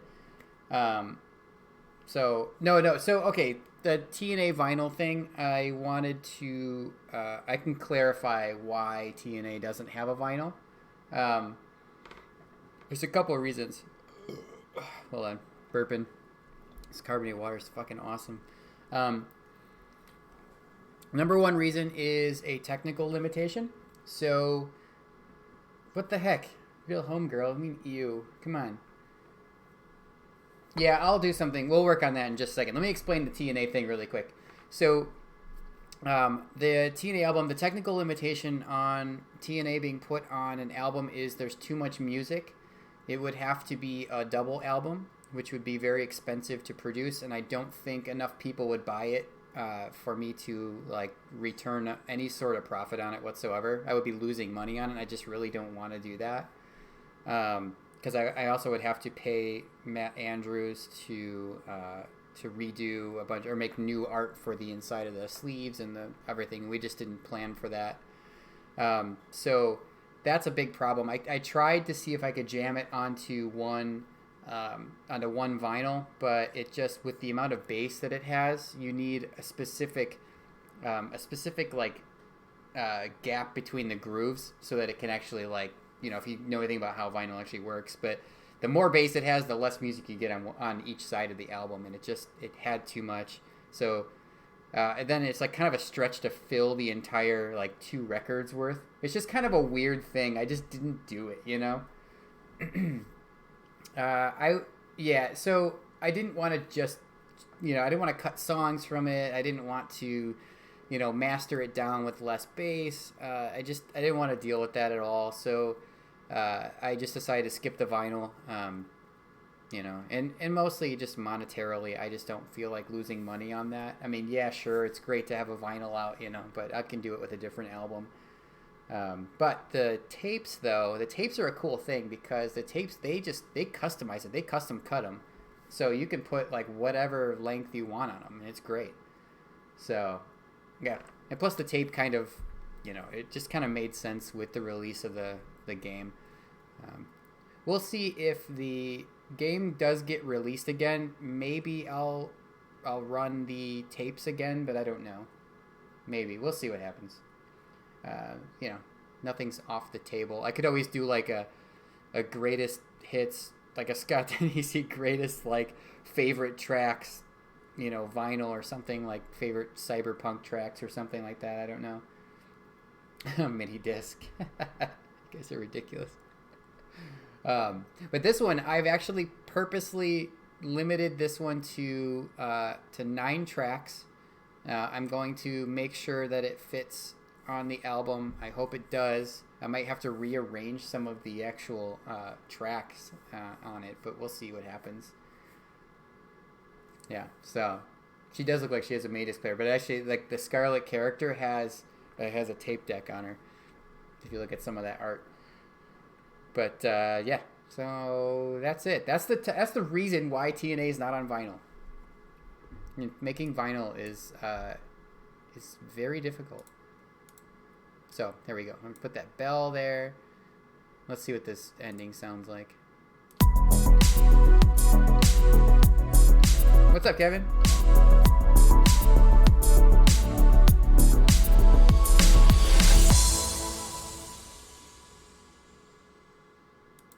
I guess that's fine. I mean, who cares about an ending, really, right?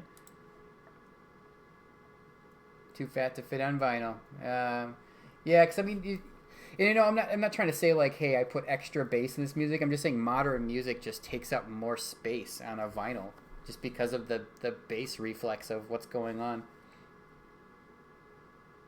You can actually like get rid of. I know there's some tricks that you can actually get rid of, like everything below 30 hertz, and it'll actually save some space. But I don't know, man. It's kind of above my pay grade, man. I don't know. You have a record player hooked up my stream. You can redeem. Oh, I can redeem single side LP. This guy. Because the printing master is just awful. Yeah. buy a super deluxe package on Kickstarter or something. You know, I don't want to do that to people. I just don't think the money's there to actually do it. I really don't, you know? Oh, yeah. I mean, and hey, I'll tell you what, Great Job Spaghetti, I do all my own mastering, and I did all the TNA mastering myself, all the other singles that I put out, I did all that mastering myself, and I'm going to do it again, because, like, to me, I think it sounds right. I tried to use some different utilities and other places for mastering, and I've had my music mastered. I did put a vinyl out a long time ago with some bootleg stuff on it, but I had that mastered by an actual place that masters stuff, and I just didn't like the sound, man. It was like, it just, you know, it's not me doing it, so I don't have control over it, so it's kind of meh, you know.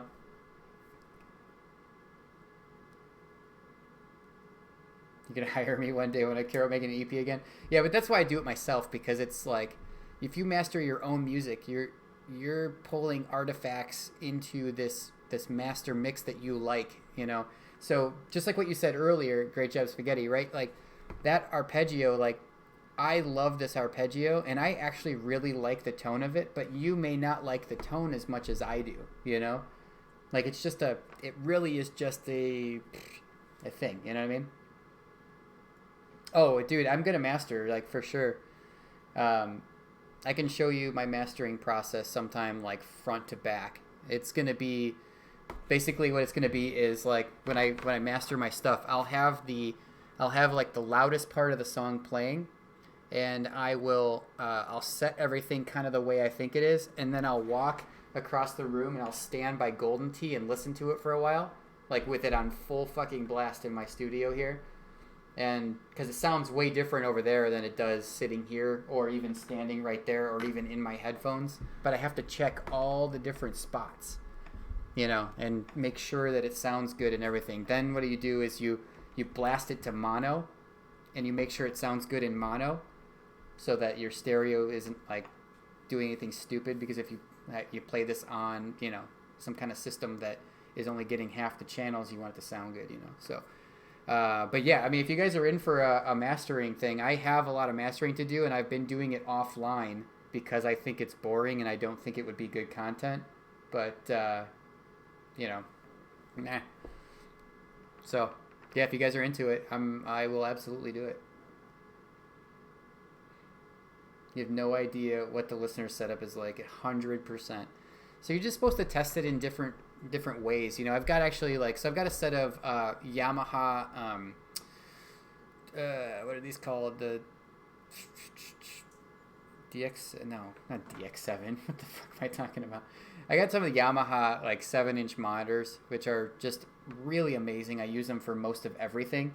Dude, my brain just doesn't work. And then I've got some M-Audio BX5s that I have off to the side, which are hooked up to my turntables. A Studio HS7, that's it. Thank you, Great Job Spaghetti. You got my back. Yeah, I love these things so much, dude. They sound amazing. So I've got some M-Audio BX5As, which they sound okay, but they're not great, right? The Yamahas blow them out of the water. So, like, I can't master everything just based on the Yamahas. I have to kind of switch over, you know, throw them on those over there and do some other stuff. The M-Audios are really good for the price, though. I will tell you that. Yeah, there's a reason I didn't get rid of them yet. So it's like, it's good stuff. You're on shitty speakers. So the square tone sounds a lot better. No, well, a Great Job Spaghetti. It's like the square tone's supposed, in this song, this square wave is supposed to be very harsh, but I want it to be, I wanted it to calm down. So when I programmed this, I'm going to show you what I did here. I programmed this with macros, right? So this is what I was talking about earlier, Mutterfutter. I was explaining this to you earlier, how I use these macros to change the sound completely of the synth. And you can see this green automation line here. This automation line is controlling the open filter of this thing. And listen to this here.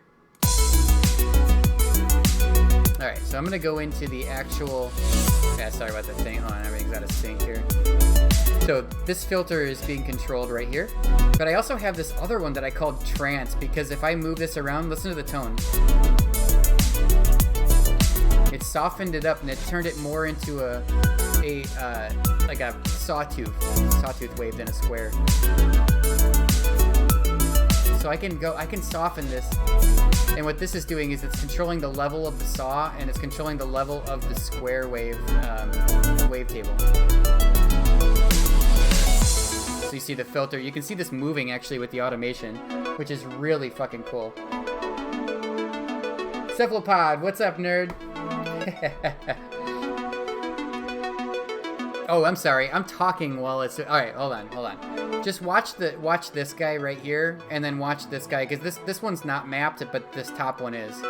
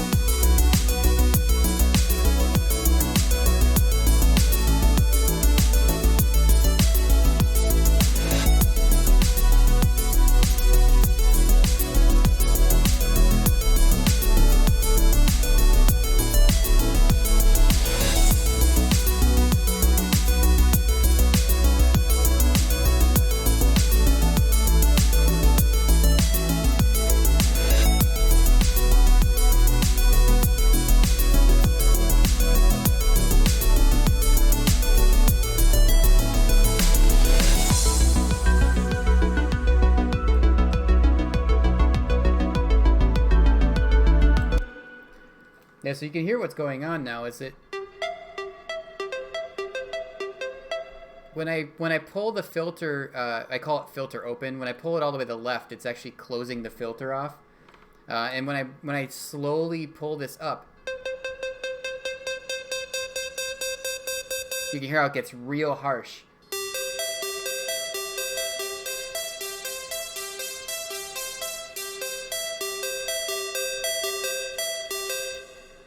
And basically what's happening here, this trance thing is just taking it between a square wave and a sawtooth. So I can actually just play this pattern.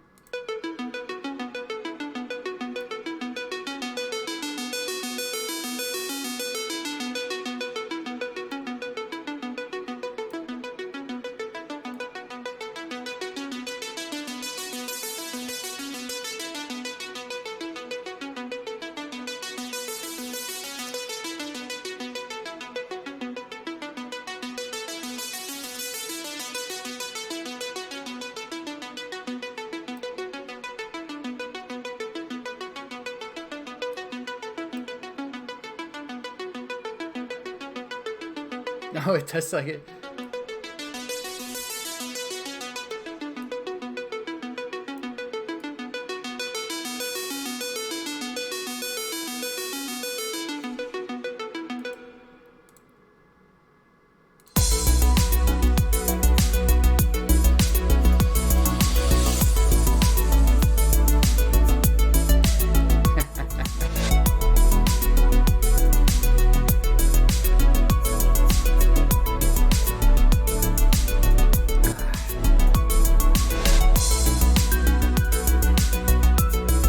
See what's going on here. That's the kind of thing that I'm trying to emulate here. Is just, you know, I don't know. I'm trying to make it like a square wave that is like that's like kind of ear piercing. You know what I mean? Just press a bunch of buttons, man. I really have no idea what I'm doing, you guys.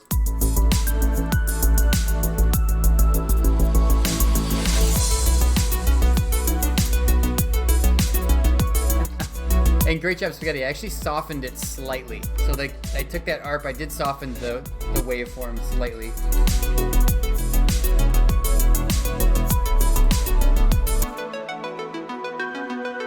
It's still gonna probably be a little harsh.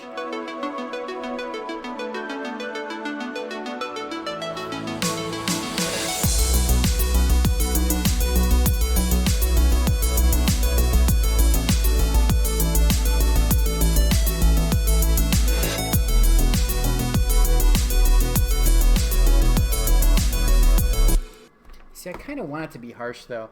I like that harshness of that, of that synth. I could probably turn it down slightly. It's probably just a bit loud. Let's see.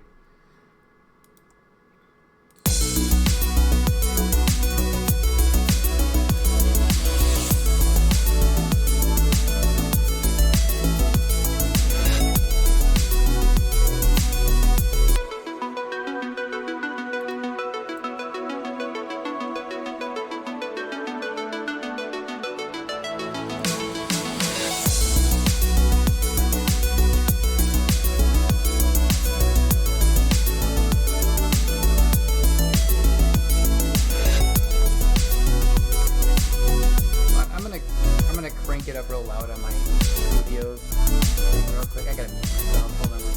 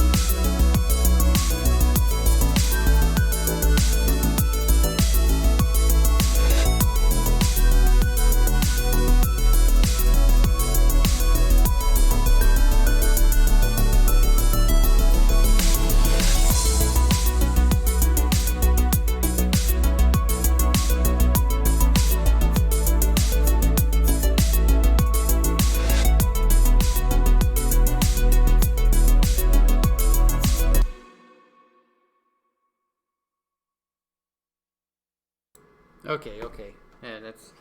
Yeah, so there's a lot to change, man. When you go from headphones to just environmental sound here, you can see I was like clicking on some stuff. The snare was like not good. Was I standing with authority? Oh yeah, probably. If I was standing with my hands on my hips, I don't even know what I was doing.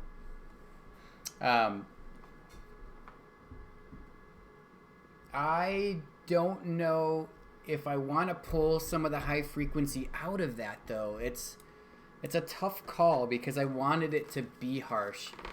Let me listen again through here.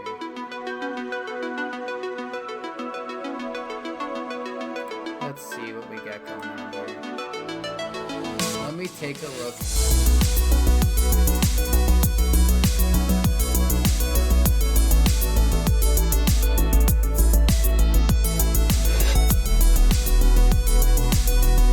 I already did this. I already had it set up to cut the high frequency out.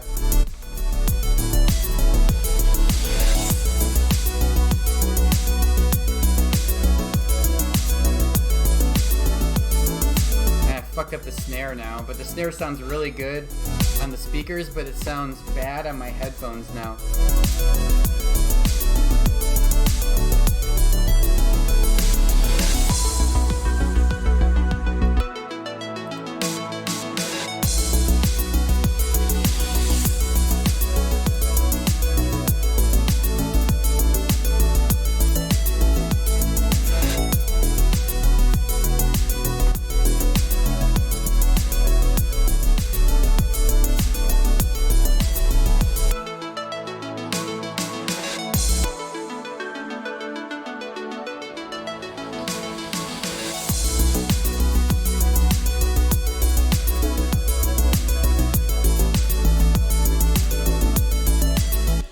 Yeah, the transient processor I was screwing with kind of like fucked it. So now it's good. Now it's good. I turned that back down. I turned the reverb up. I was trying to get the tail end of the snare to be a little bit better. So, yeah. I think I nailed it, though. I think we're good with the snare anyway. We'll see how that sounds when I actually get into mastering. And then I'll explain all the whole thing about loudness wars and all that shit. I'm going to probably bitch about the kids nowadays and their damn compressors and all that shit. Okay, well, let me just make sure that the structure is good, because I'm actually starting to get into mastering. We're actually doing some mastering stuff here. Get your poop in a group, pack your shit. It's funny. Get off my lawn. Yeah, exactly. Oh, you're really shit. Great job, spaghetti. You're moving, huh? A move. Where are you moving to? I'm going to check the end of this real quick and make sure that the end of this sounds good.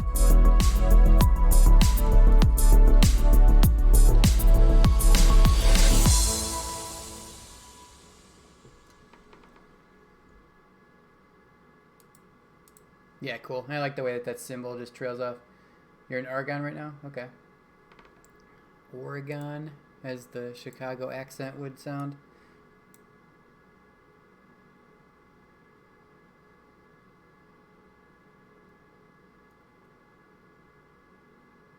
Oh, I see.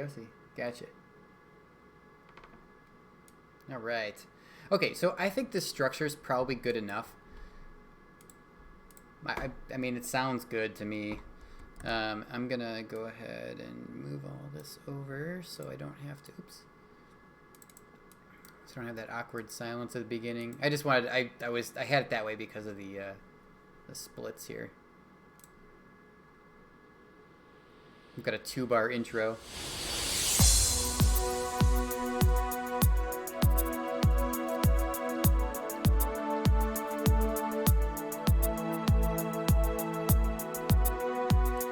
I wonder if I programmed this myself. I did. Like, so I actually made the patch for the strings.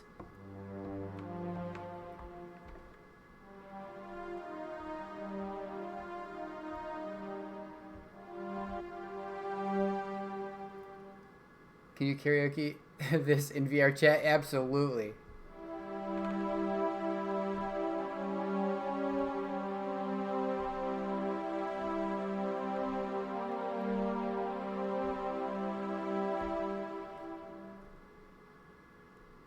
You have average skill at making up lyrics on the spot. Nice. It's funny.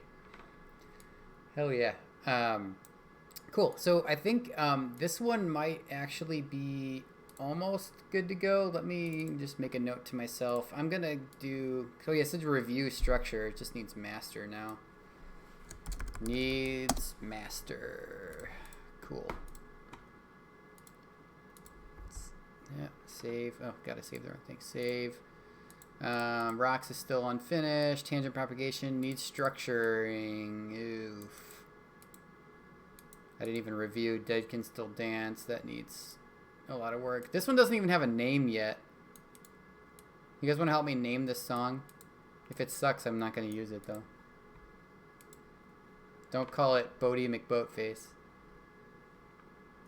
Yeah, let me pull it up. It's an ambient track.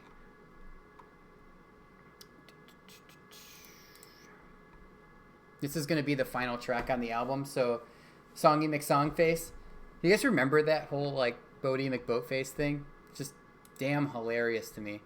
All right, so listen to this. I'm going to let this play. I'm going to mute myself again because it's really... This is a very... yeah, so I did master More Power, and it is very loud. This song has a lot of emotion in it because I wrote it and it did the whole super relaxing thing. It's an ambient track. Does have a little bit of drums, but it's really good. I really like it. But it will go on the end of the actual the end of the album. So let me see what you guys think for a song or for a song name. I'm probably not gonna play the whole thing because it's like 8 minutes long, but I think it's 8 minutes long. It's very long. It's 9 minutes long. Jesus. All right, so yeah, I'll just play it.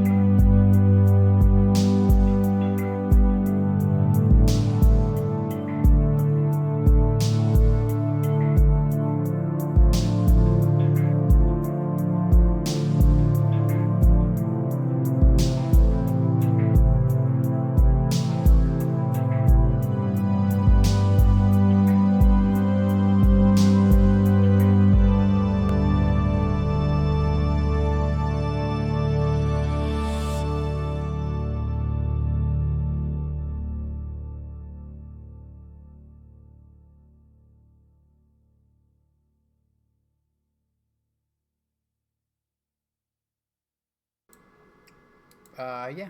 So that's the track. But yeah, that's it's a very emotional track for sure. It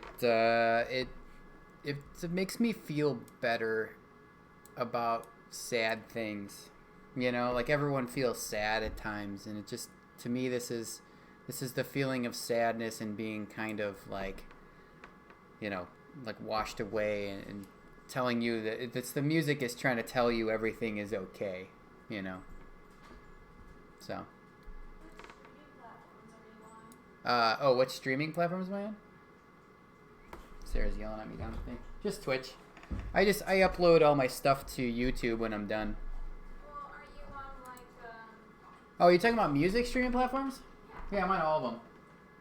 Yeah, actually.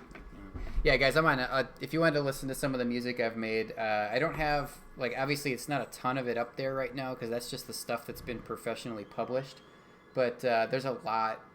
There's a lot up there. I mean, I don't know about a lot, but there's enough up there. It's pretty good. But I have like a crap ton of stuff. Like, we'll go through all this stuff eventually on a stream too. I just dig through my old libraries of things. Yeah, Resolution's pretty good, Lord Squeak. I like that one. Yeah, that. Yeah, that I would love to play this again, but I want to master it. I think it's done, honestly. I think the structure is done. So yeah, it needs actual name and mastering is my notes. I know, I can't come up with a good name for it. Like, you know, like it does have resolution, and it is going to be at the end of the album, just telling you everything's gonna be okay, and that's really what I was trying to portray with this. You know, so life's crazy, but I'll tell you what, you listen to this whole album all the way through, it starts out totally crazy and shows you how crazy everything is, and then it calms down at times, and then it gets like, you know, at the end it's just like everything's fine. Great job, Spaghetti. It was great having you. Thank you so much. Hope to see you next time for sure. Heck yeah. But anyway, yeah, dang. If you guys think of something later on, you know, you can always email me. My email is scott@scottdenisi.com. It's easy to find me. You guys know where to find me on the, like, Discord and crap. Resolution, though, as a name is, like, you gotta... I bet you there's like 100 songs named Resolution, or if not more, you know. So, great job, Spaghetti. Thank you. Yes, I will see you. I will see you here in Twitch chat again. Yeah. So I'm not exactly sure. Not exactly sure what to call this, but yeah, let me know what you guys think. So, but that's that. Cool. So this one just needs mastering. I don't even know if I threw any mastering stuff on the... Oh, I did already. Okay. Wonder what I was doing. Oh, -9 loudness. Dang. That thing's jacked. So we'll see what happens. We have to go through and make sure that all the EQ stuff is set correctly. It's gonna be it's a shit show doing mastering, but it should be fun. I mean, if you guys want to actually see that, it's good. You're gonna see me doing the running back and forth thing again, and probably standing with my arms. Was I standing like this? I don't even know. I'll look at the VOD and see, and then maybe I'll make a t-shirt with that on it or something. Just kidding. All right, let's see. Save that up. Okay, cool. So that one's good. The Dead Can Still Dance. I gotta see where I'm at on this thing. Let's pop this one open and listen to it. Pop this guy open. I think this one's pretty good.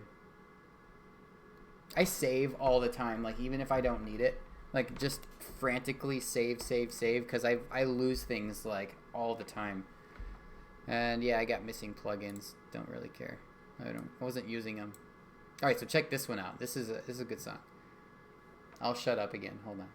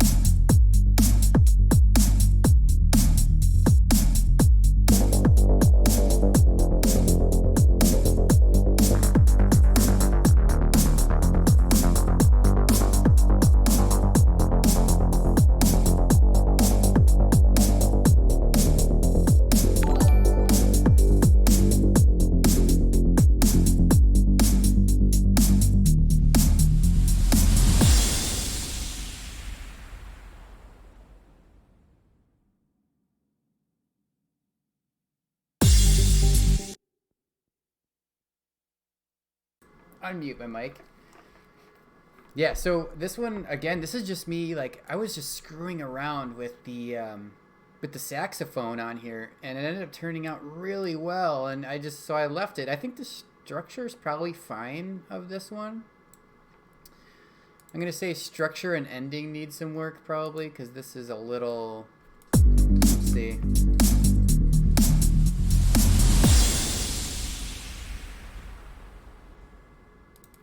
They end all the same. All my freaking tracks end the same. Just boom and then static sounds. Or cymbals or something. Who cares? Oh, man. DJ027X, thank you so much for giving out those gift subs. I really appreciate that. All this stuff like this helps me, you know. You guys are just making me want to do this more. So, there we go. You know, okay, so Mutterfutter, that's like a super, like, stereotypical thing. Just put, like, an explosion on the end. Oh, dude, that sax brought the humidity, no joke. Exactly. I think it fits well in there, yet still is, like, fun, you know? So I think that turned out well. I think this track is nice. And it's a good lead-in track to... This is the track right before the last track. So, you know. It's good stuff. Explosion on the... Okay, good. You're messing with me. Okay, I'm like taking that like as, okay, wait, you know, it's kind of... All right. Yeah, so this one's doing well. Let me make a note to myself here. Future Scott here. So, structure, okay. Double check. Oh my god. Double check ending and master. Alright.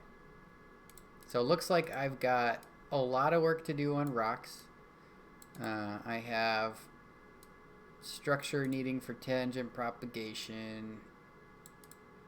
Structure's okay on there. Master only on that. I need a name and mastering. So I'm actually pretty close, you guys. This isn't bad. And the bass drop at the same time. No, so DJ027, I'm not going to do any sort of mixing. I'm going to have it go to complete silence between tracks. This is not something where the tracks are... They're not going to blend into each other. I'm not going to write a blended thing at all. So... Yeah. Cephalopod, dude, Ryan, you freaking missed the sexy saxophone. It is the sexiest saxophone on the planet. I'm going to play it again for you, though. Here, I'm going to play just the sexy saxophone part. Whoa. Cancel here. Whoa. Save. The shit. All right. Where's the sexy sax?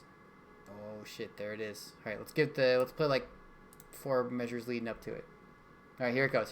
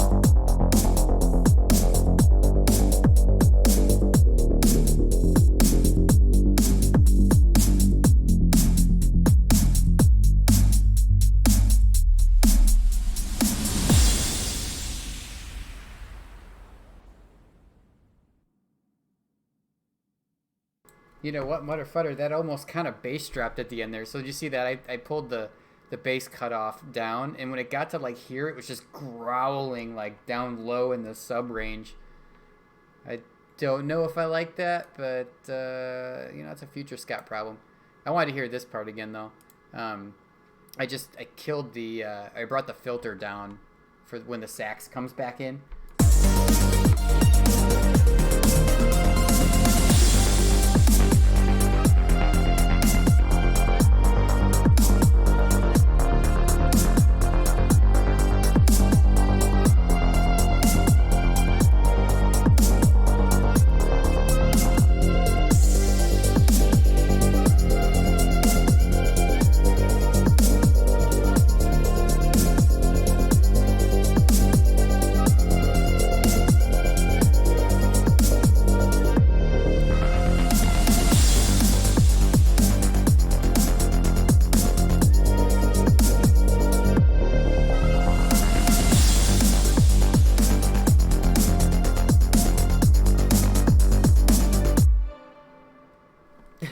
Future scat problem.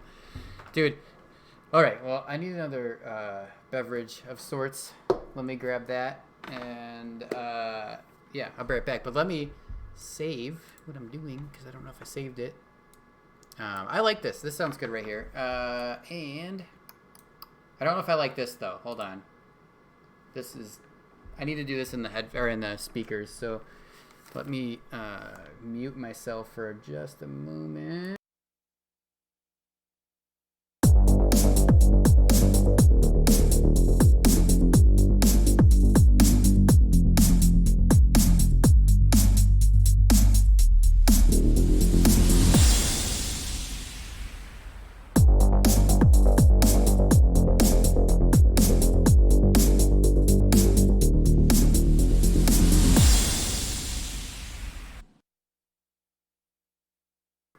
Alright, we're good. I double checked it.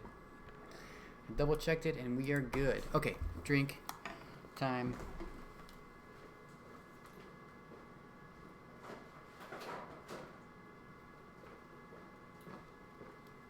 Alright, I'm going with a fancy key lime LaCroix, you guys.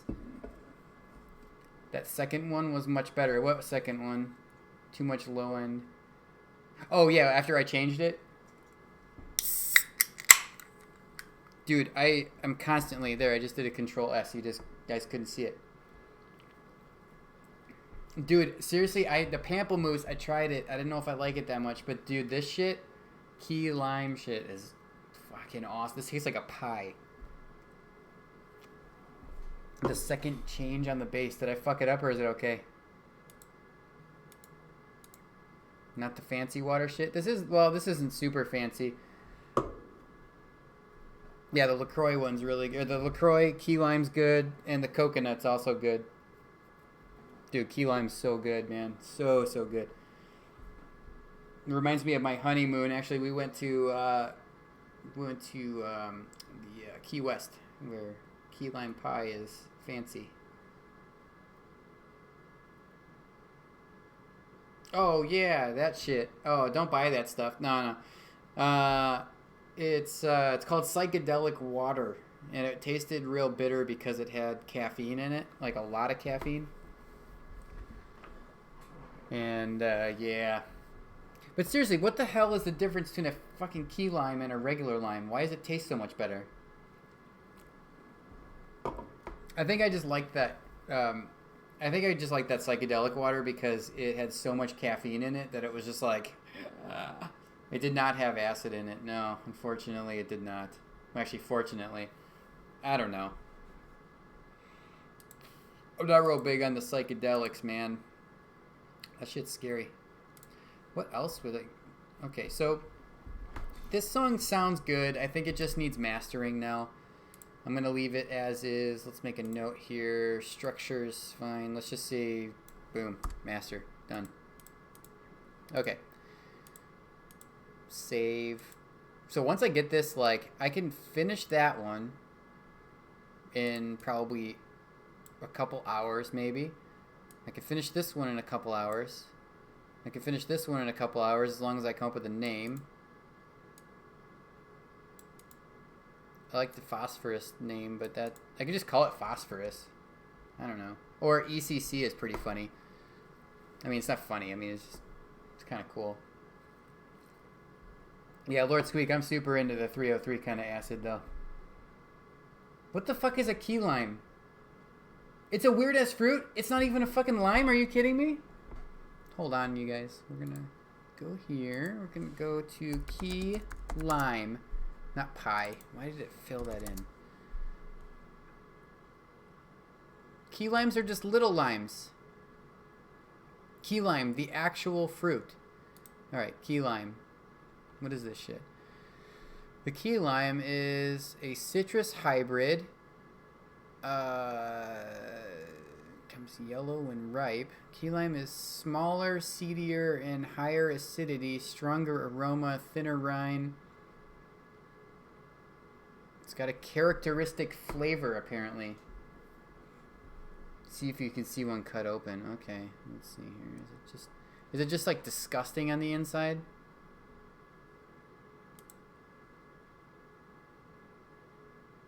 Key lime cut in half.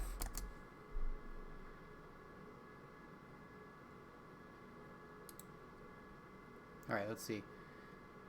I mean, this must be it, right? And it's just got like tons of fucking seeds in it or some shit, or what?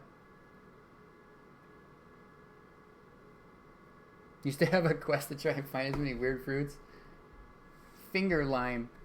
No, we're not doing this, you guys. I gotta make music and shit. Is that is this what it looks like? It's just gross on the inside like this? It's just got tons of seeds and like thin. Yeah, look at that. Look how thin that rind is. Holy crap. It's not kidding around. It's kind of like brown spots all over it. Dude, that was cephalopod, man.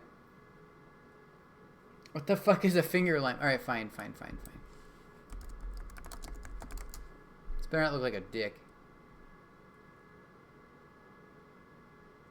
Ew, what the fuck? What the shit is that? Dude, can I buy finger limes?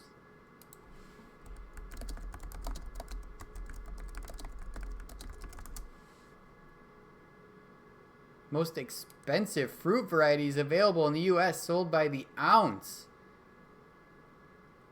You guys, this is legit. Lime caviar. Honey, can you get me a finger lime? I'll open it on the next. I'll stream my mastering stuff and we'll open a finger lime together. Yeah, I bet you they're not as good here. We'll see though. Finger lime LaCroix. Basically, it's lime LaCroix that I stick my finger in. Durian. Nah, F that, dude. Durian stinks, man. I'm not doing that shit. I'm not falling for that. Come on. Let me write down some names for this. Phosphor.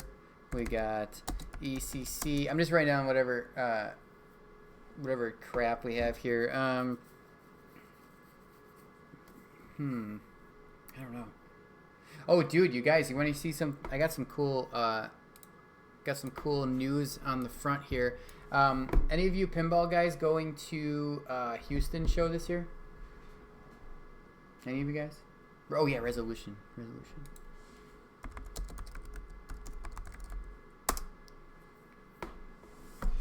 If you guys are going to Houston this year, which I highly recommend, I got my Eurorack travel case in.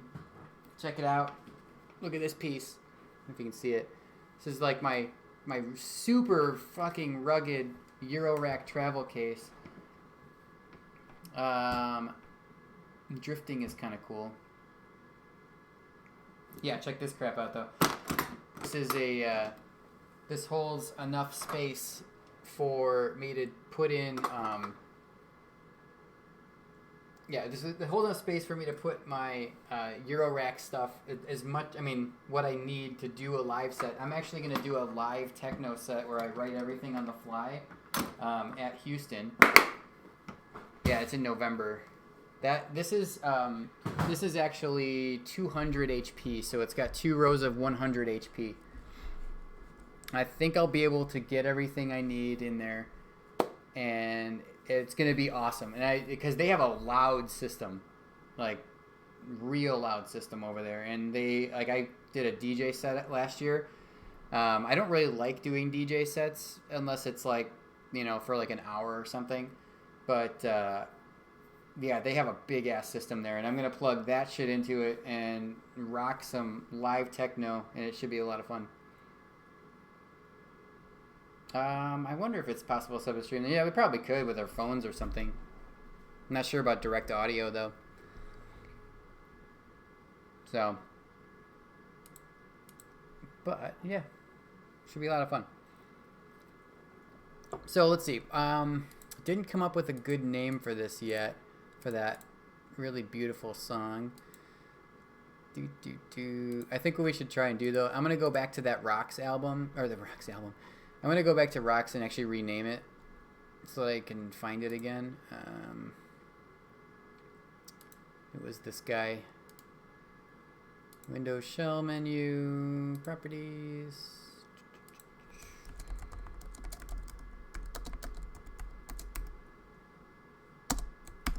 And I always kind of leave the last of this crap in here just so that I know what it was called at one point. Let's refresh, go down here, Rocks, there it is. I think we should work on this one. I mean, dude, you can do, like, I have samplers and crap in the Euro rack. I mean, it's just, I can throw Lion Man stuff in there, which I probably will. I'll put, like, pinball crap in there to make people, so it's something they recognize, All right, let's listen to this again. Let me turn down this. I need my headphones again because I don't want to do anything crazy. Wait, what? Hold on. Chiptune's friend artist came over, recorded every sound my Firepower 2 is capable of making. Oh, that's cool. Aw, it makes it... Aw. Yeah, if you... Cephalopod, you've actually heard... Like, some of you have probably heard my buddy Doug yell Lion Man. If you type in the name Lion Man in Total Nuclear Annihilation as a high score name, it'll play Doug yelling Lion Man, which is pretty great. He's the best at yelling Lion Man. Okay, let's see. I forgot what this one sounds like. Let's see what we got. Wade Houston, after serving the world for over 30 years, the Space Shuttle found its place in history and it's come to a final stop. I don't think this should be here. Hold on. Houston, It should start out. It's not on Rick and Morty, I don't think. Wade Houston, after serving the world for over 30 years, the Space Shuttle found its place in history and it's come to a final stop. Oh yeah, that's nice. That's nice.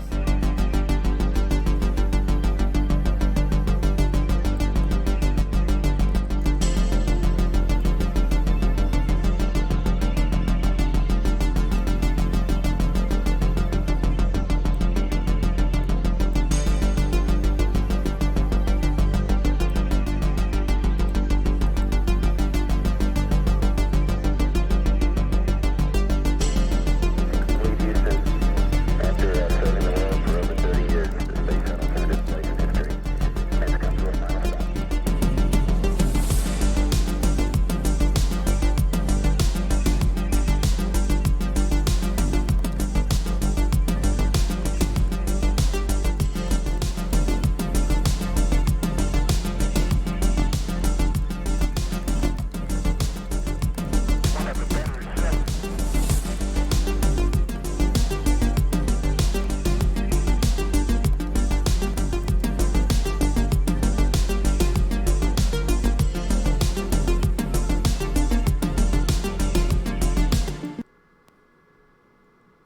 Yeah, so I'm doing the I finally got clearance to talk about or to tell people that that's what I'm doing.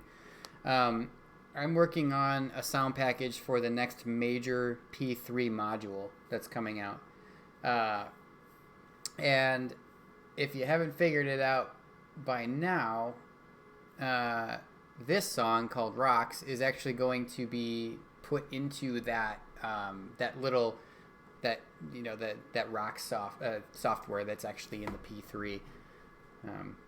I just felt like it needed new audio, and I was like, hey guys, would you mind if I just like wrote a new song to just chuck into Rocks, because it's, it needs to sound more spacey. So I was like, I can write this awesome spacey sound, and then oh frig, I get it. Yeah. But anyway, that's what it is. It's for that. But yeah, I am definitely working on a sound package for the next P3 game, which is cool.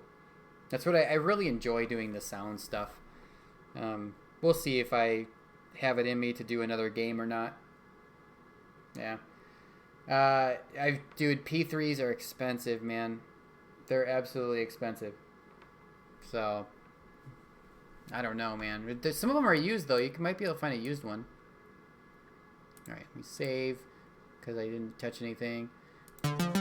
This song, like, actually is pretty good. Like, I should just copy and paste a bunch of the...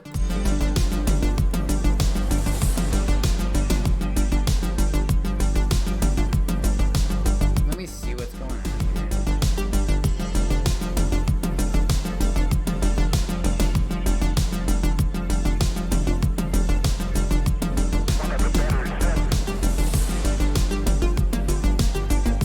Damn it, I can't afford a P3. Yeah.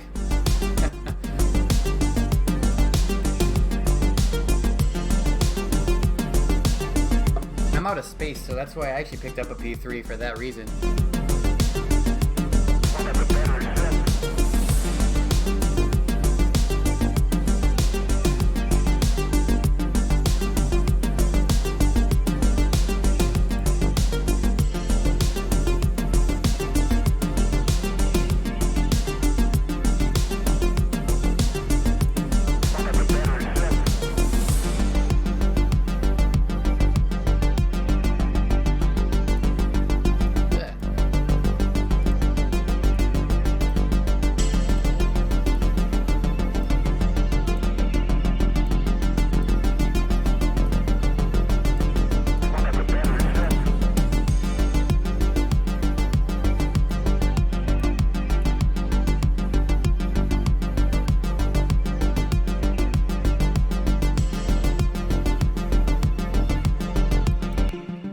Fan of the P3 because of because it's all fan layout. And then there's lots of Richie games. They're exactly that. They are, yeah. The module prices doubled. Oh, the Capital 3. Yeah, don't worry about that. We can read through that. I do that all the time. Andre, thank you very much. The synth is a lot of fun. I love arpeggios, so let's see. Boom. I gotta do. Let me grab this guy. I'm just working on like a little bit of structure here to give this thing something. We'll see what happens. Barrel.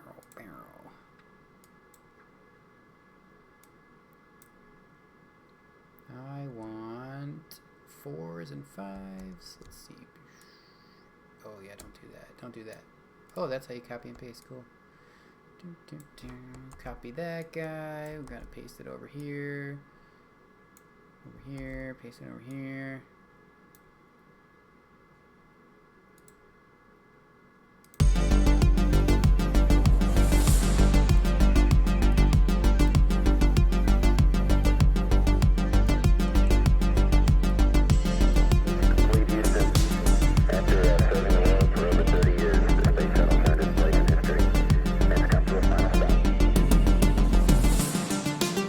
Oh my god. You kinda need the bass line going still.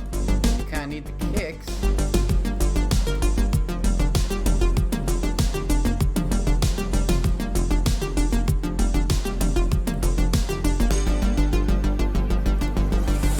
So basically what I do here is I'm just laying out some real basic structure on this thing. early shows they were saying modules would be 15 to 2,000. Yeah, they're a little more than that for sure. Oh, dude, the P3 is great for homebrews, man. Yeah, I mean, you can just use, like, if you want to just make, you can reprogram one of the existing modules, which is super cool. We've used it after serving the world for over 30 years. The space shuttle turned its place in history. It's come to a final stop.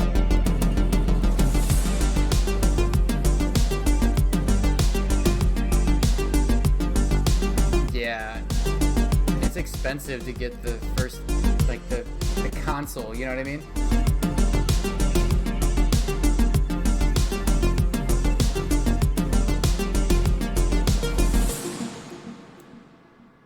I don't like what's going on here.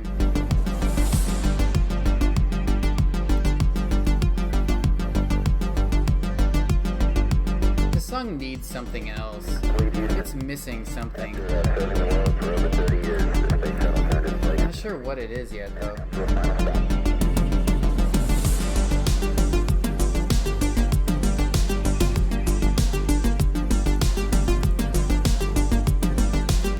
Yeah, math it out, Ryan. Let's see what you got.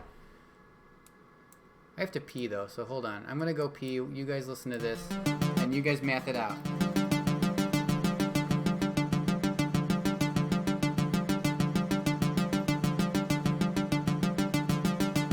We've used it after serving the world for over 30 years. The space shuttle turned its place in history. It's come to a final stop.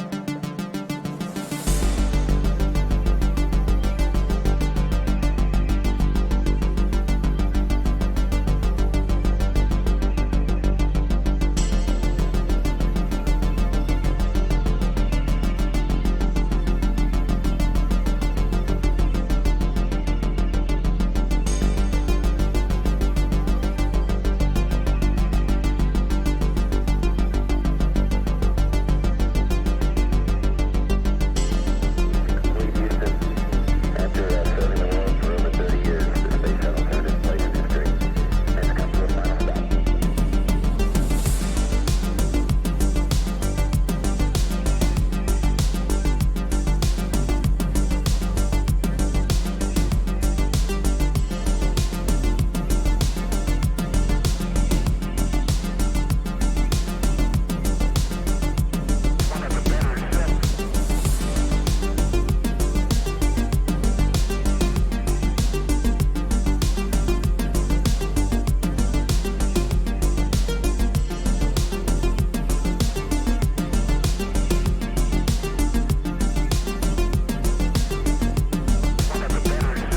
All right.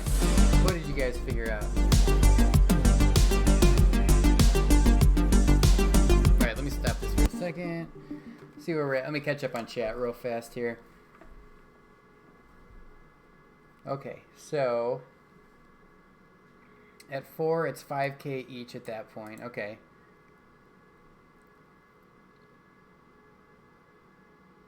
Oh, that key lime. Yeah, man, I've been drinking a lot of these. I pee a lot.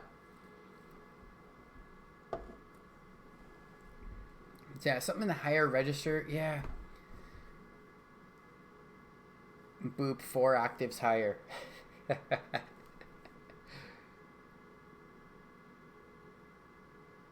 Well, so this was originally, so I'm trying to turn this into a song. This is plenty for game loops. Like I could just take game loops out of this already. But as a song that people want to listen to, it needs to have a lot more variation and other stuff going on in it. So, I don't know. We'll have to see what happens here. Yeah, Toozy Jacuzzi, what's going on?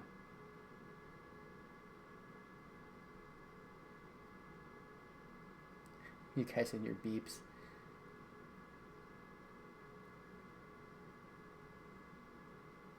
Oh, you know what? You're probably not right. You're probably not wrong about the beep. That you could use the NASA beep. Yeah. Yeah, the High Roller by Crystal Method. Yeah.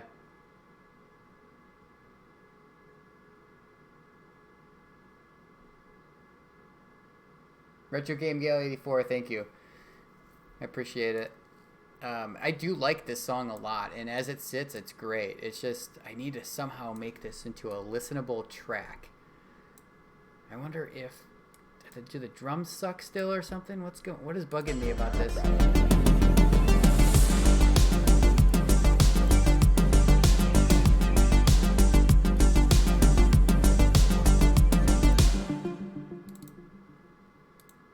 wonder if the Ryzen hit's no good.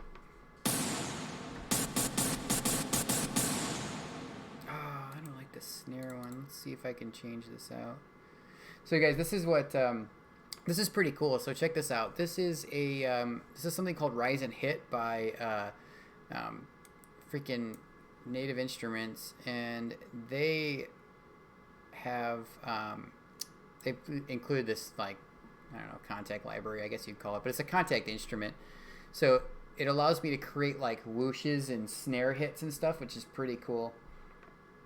Listen to this. So that's that. And that goes on in the background, and I can trigger that. That's how I do those like crazy build-ups and stuff. But I have to go through and change this one because I don't like what I did here. I need orchestra percussion. I need like a crash, like a cymbal crash. No deep thunder, no, none of that. I need 3 cymbals. 3 cymbals MF. Okay, let's put that in there.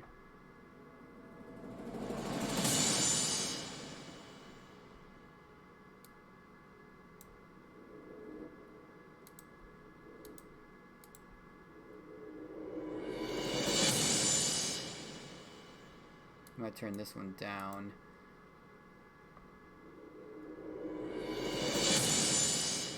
Oh, don't link. What are you linking for?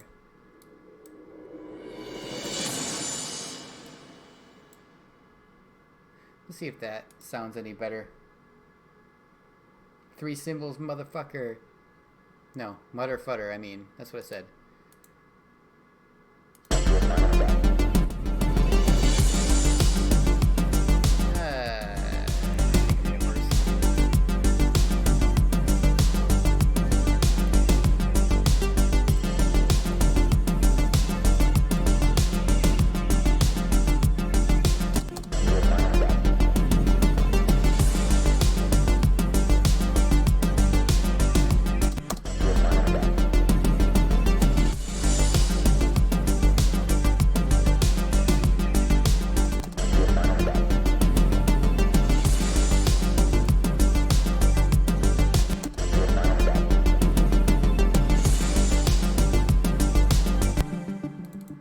Just don't like that cymbals one. Let's see, what else we got? 3 cymbals, F.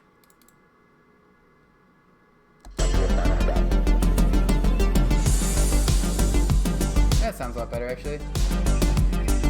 Yeah, it's a super cool tool because I go in and I can, I can stack up to 4 different things on here. So, here, let me see, I'll do this.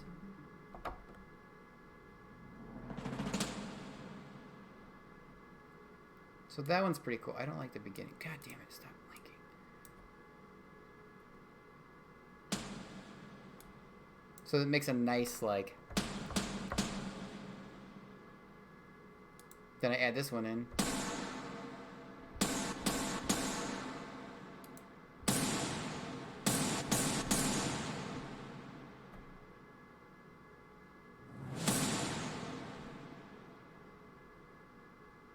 Smashy glassy. This is a fun tool, man.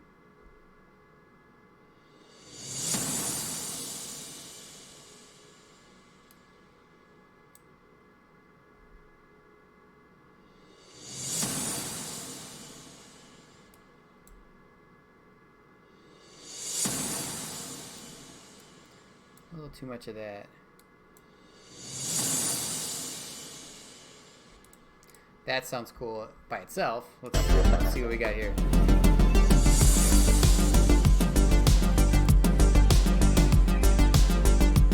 What is that on? 15?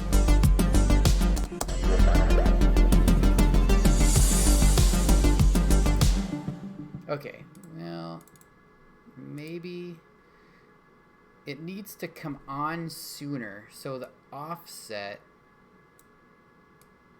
I don't really want an offset. I need this to come on sooner. Maybe like this. No.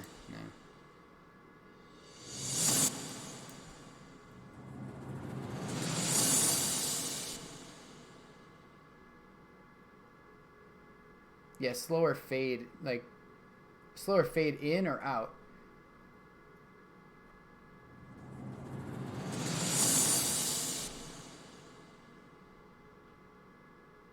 Yeah, we need you need the high end of this thing for sure. Oh, slower fade out. Yeah. I cut the cymbal a bit. I can kill some of these down a little bit and let the cymbal ride out more.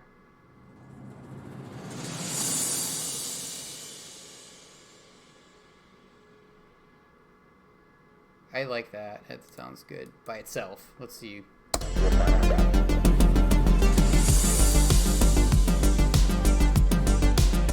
Cool. And I think maybe if we just turn the volume down, overall volume down just a bit on it, it should sound pretty good.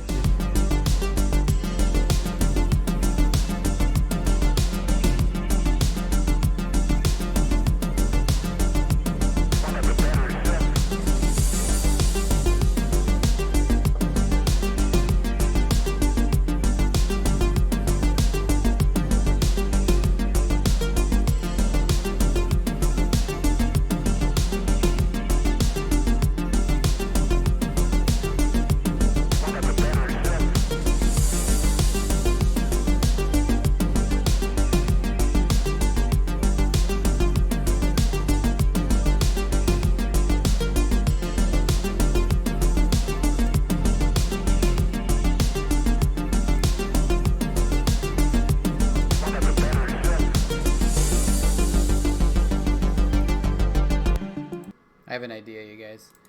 Let's assign so this is another tool that I use. I rarely use this one. This is very similar to Serum, which is what we were doing earlier with all that automation, all that wavetable automation. Now, this one works basically the same way. It has macros just like Serum. The problem is I'm not as good at using this one. I'm not as good as navigating around in here as I have as I am in Serum. So what we're going to do is we're going to try and figure out how to take a macro here and make it affect the like the whole brightness of the sound, so I can turn this down with the filter and do some cool stuff. You've been jamming while cooking, Girl Geek? That's awesome. Hell yeah. Alright, so I'm going to do the filter up, maybe?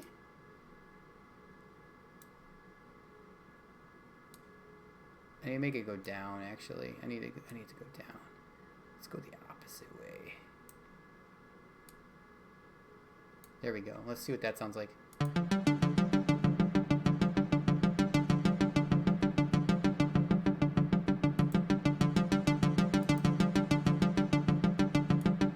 Complete Houston.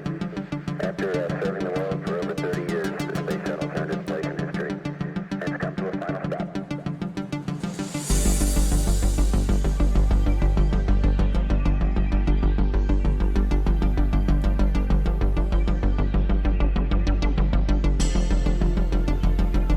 Okay, so that toned it down big time. Finger Lime Studio. Hell yeah. This is Mario Paint times a billion. Hell yeah, it is.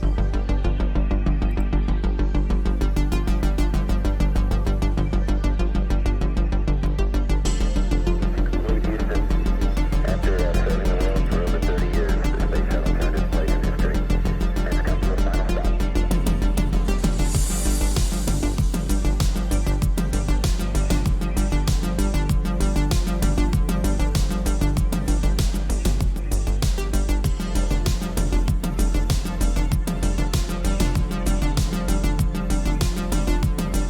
I have a crazy idea. I'm gonna take this macro and I'm gonna pull the sustain up.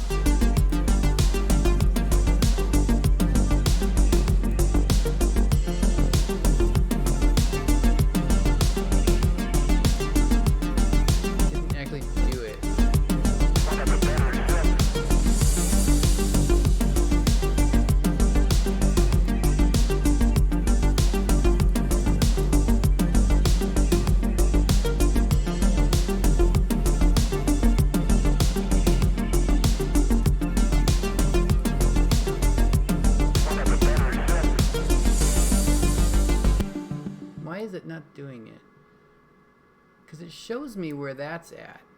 It's not showing me where... It's like it's not moving the sustain.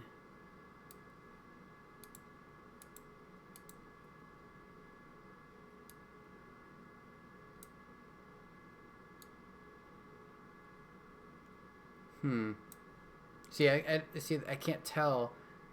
This one doesn't have the... I mean, it does have ghost channels, but it's just acting really weird. There's some different vocal samples in there, yeah. Yeah, for sure. Dude, I would love to attack Mario Paint sometime. Do they have that, like, on the computer? Can I emulate it on my computer with my mouse? Because I'll try and make some, like, freaking techno music with it. All right, perfect. Well, I'll have Girl Geek come over sometime and show me how to set it up. Cleve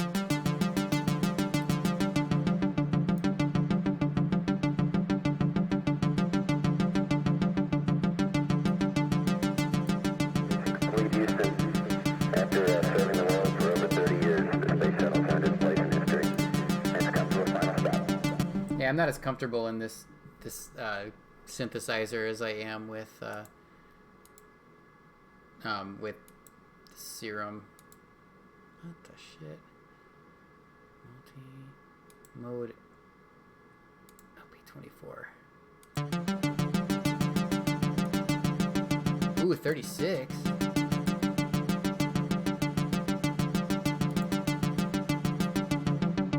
Cleve Houston, after serving the world for over 30 years, the space shuttle turned its place in history and it's come to a final stop.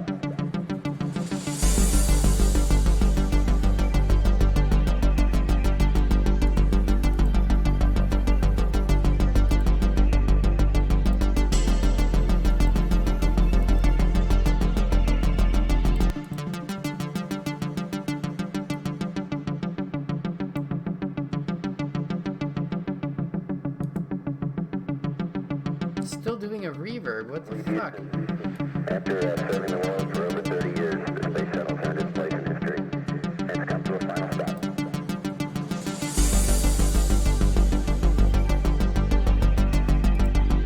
See, I don't know a lot of the stuff what's going on here.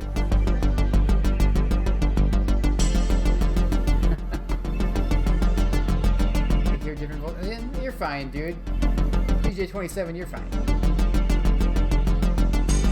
Better version called Mario Paint Composer. Alright. Removes the length limitations. Cool. Cleve Houston, after serving the world for over 30 years, the space shuttle turned its place in history and it's come to a final stop.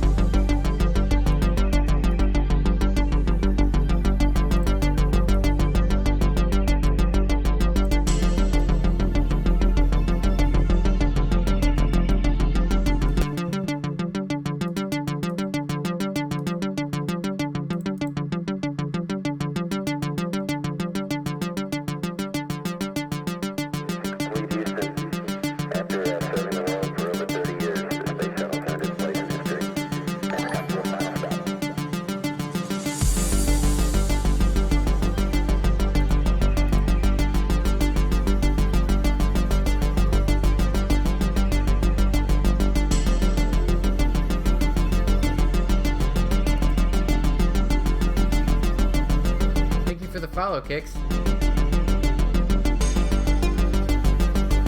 Quicks 3734. Thank you for the follow. I appreciate it. Oh man, Complete Houston. awesome. After serving the world for over 30 years, the space shuttle turned its place in history and has come to a final stop.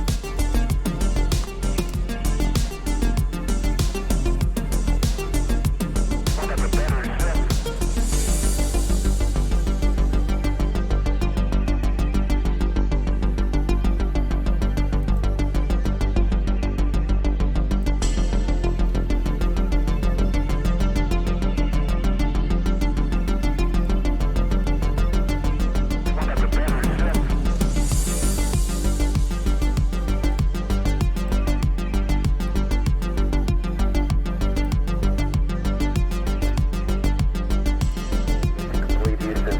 After serving the world for over 30 years, the space shuttle turned its place in history and has come to a final stop.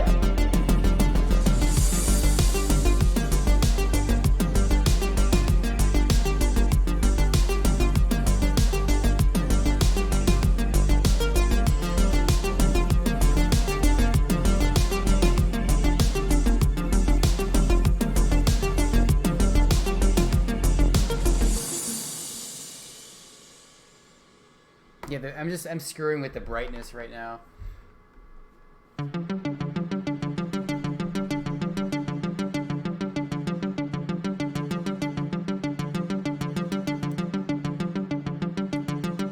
Complete Houston.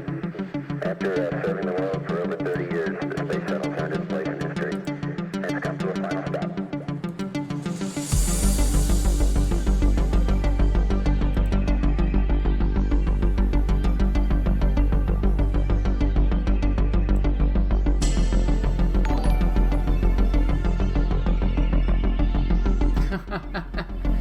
DJ027X, again, thank you so much again for gifting that sub.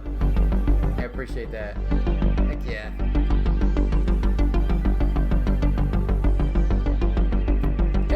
That really does a lot for me, man. I really appreciate it. Like, truly. For over 30 years, It's the awesome. shuttle turned its place in history and has come to a final stop.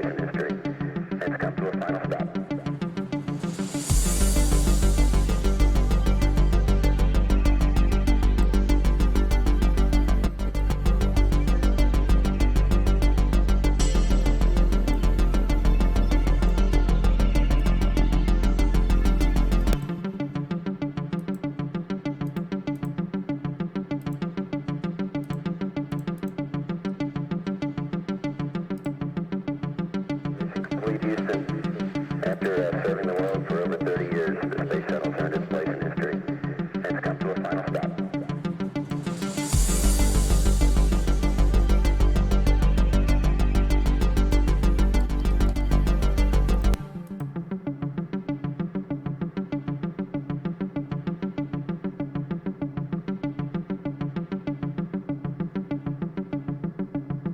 Mission complete, Houston.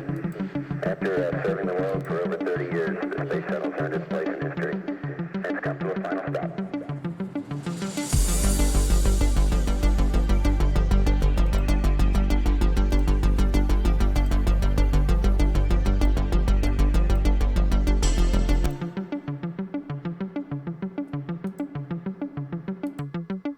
I'm gonna change up the reverb. Mission complete, Houston. After serving the world for over 30 years, the space shuttle turned its place in history and has come to a final stop.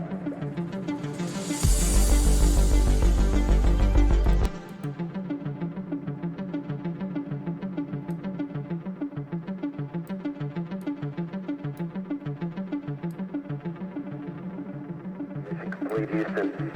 After serving the world for over 30 years, the space shuttle turned its place in history and has come to a final stop.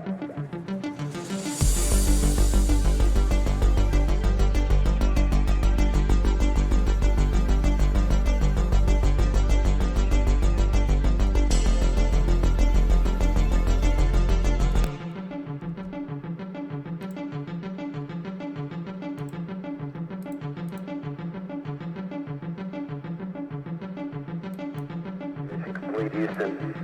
After serving the world for over 30 years, the space shuttle turned its place in history and has come to a final stop.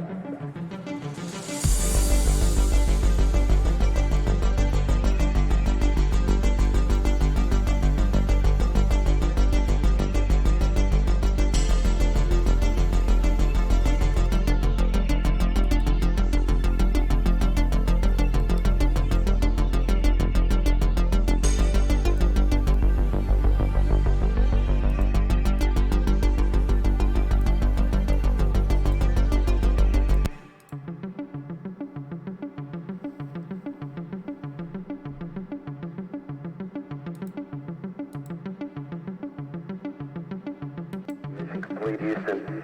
After serving the world for over 30 years, the space shuttle turned its place in history and has come to a final stop.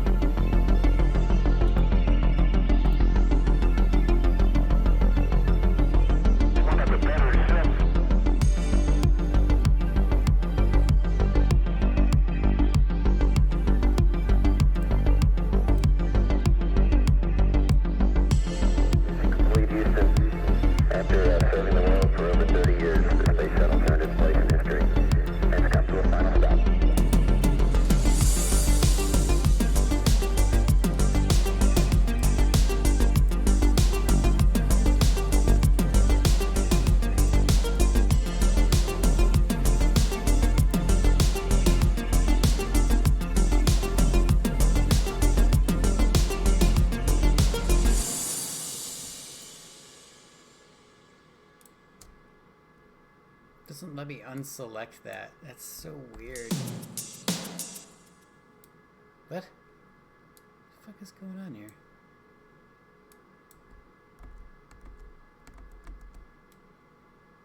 Get out of here.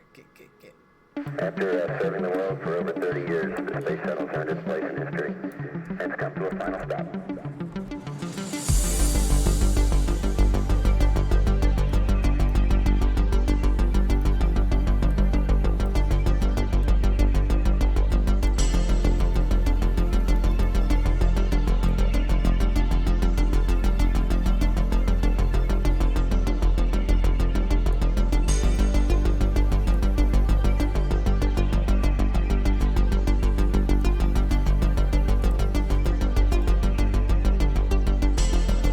Complete Houston. After serving the world for over 30 years, the space shuttle's earned its place in history, and it's come to a final stop.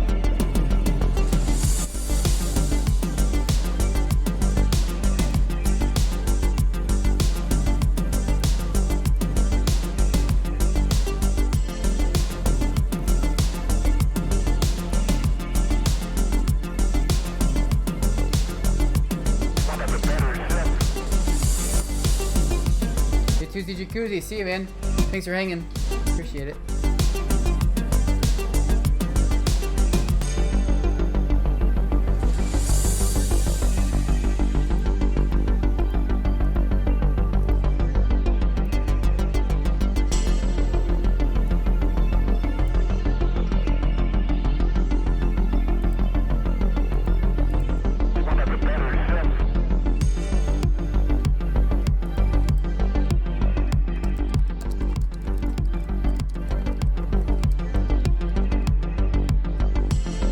Complete Houston. After serving the world for over 30 years, the space shuttle's earned its place in history, and it's come to a final stop.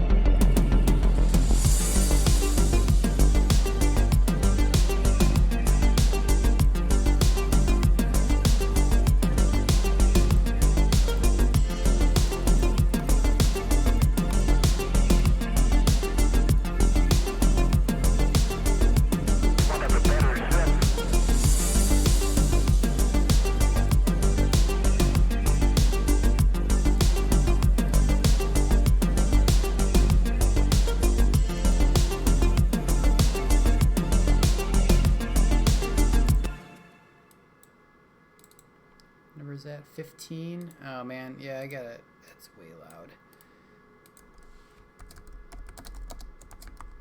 Yeah, it's probably time for quitting tonight anyway.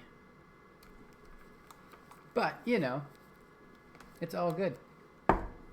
So, yeah, guys, I truly appreciate you guys hanging out. So it just makes this a whole lot easier for me. I can throw like ideas out at you guys. You can tell me if you like stuff, if you don't like stuff. It's pretty great. But yeah, I really appreciate it. I'm gonna call it for tonight though. I do want to check and see who is streaming, because I mean some of you guys still want to party, right? Let's see. Oh, Pinball Mafia is on. Let's go check out Pinball Mafia tonight. That's where we're going. We're gonna go check out Dennis. I'm gonna go. We'll go laugh with him for a while. They are pretty funny. So, guys, we're gonna go raid them. But again, thank you so much again for joining me. This was super fun, and I will be back again. I'm gonna try and do this during the week as well, so just so we have more fun stuff to do. So, cool, guys. All right, have a good night. I'll see you over at Pinball Mafia. See ya.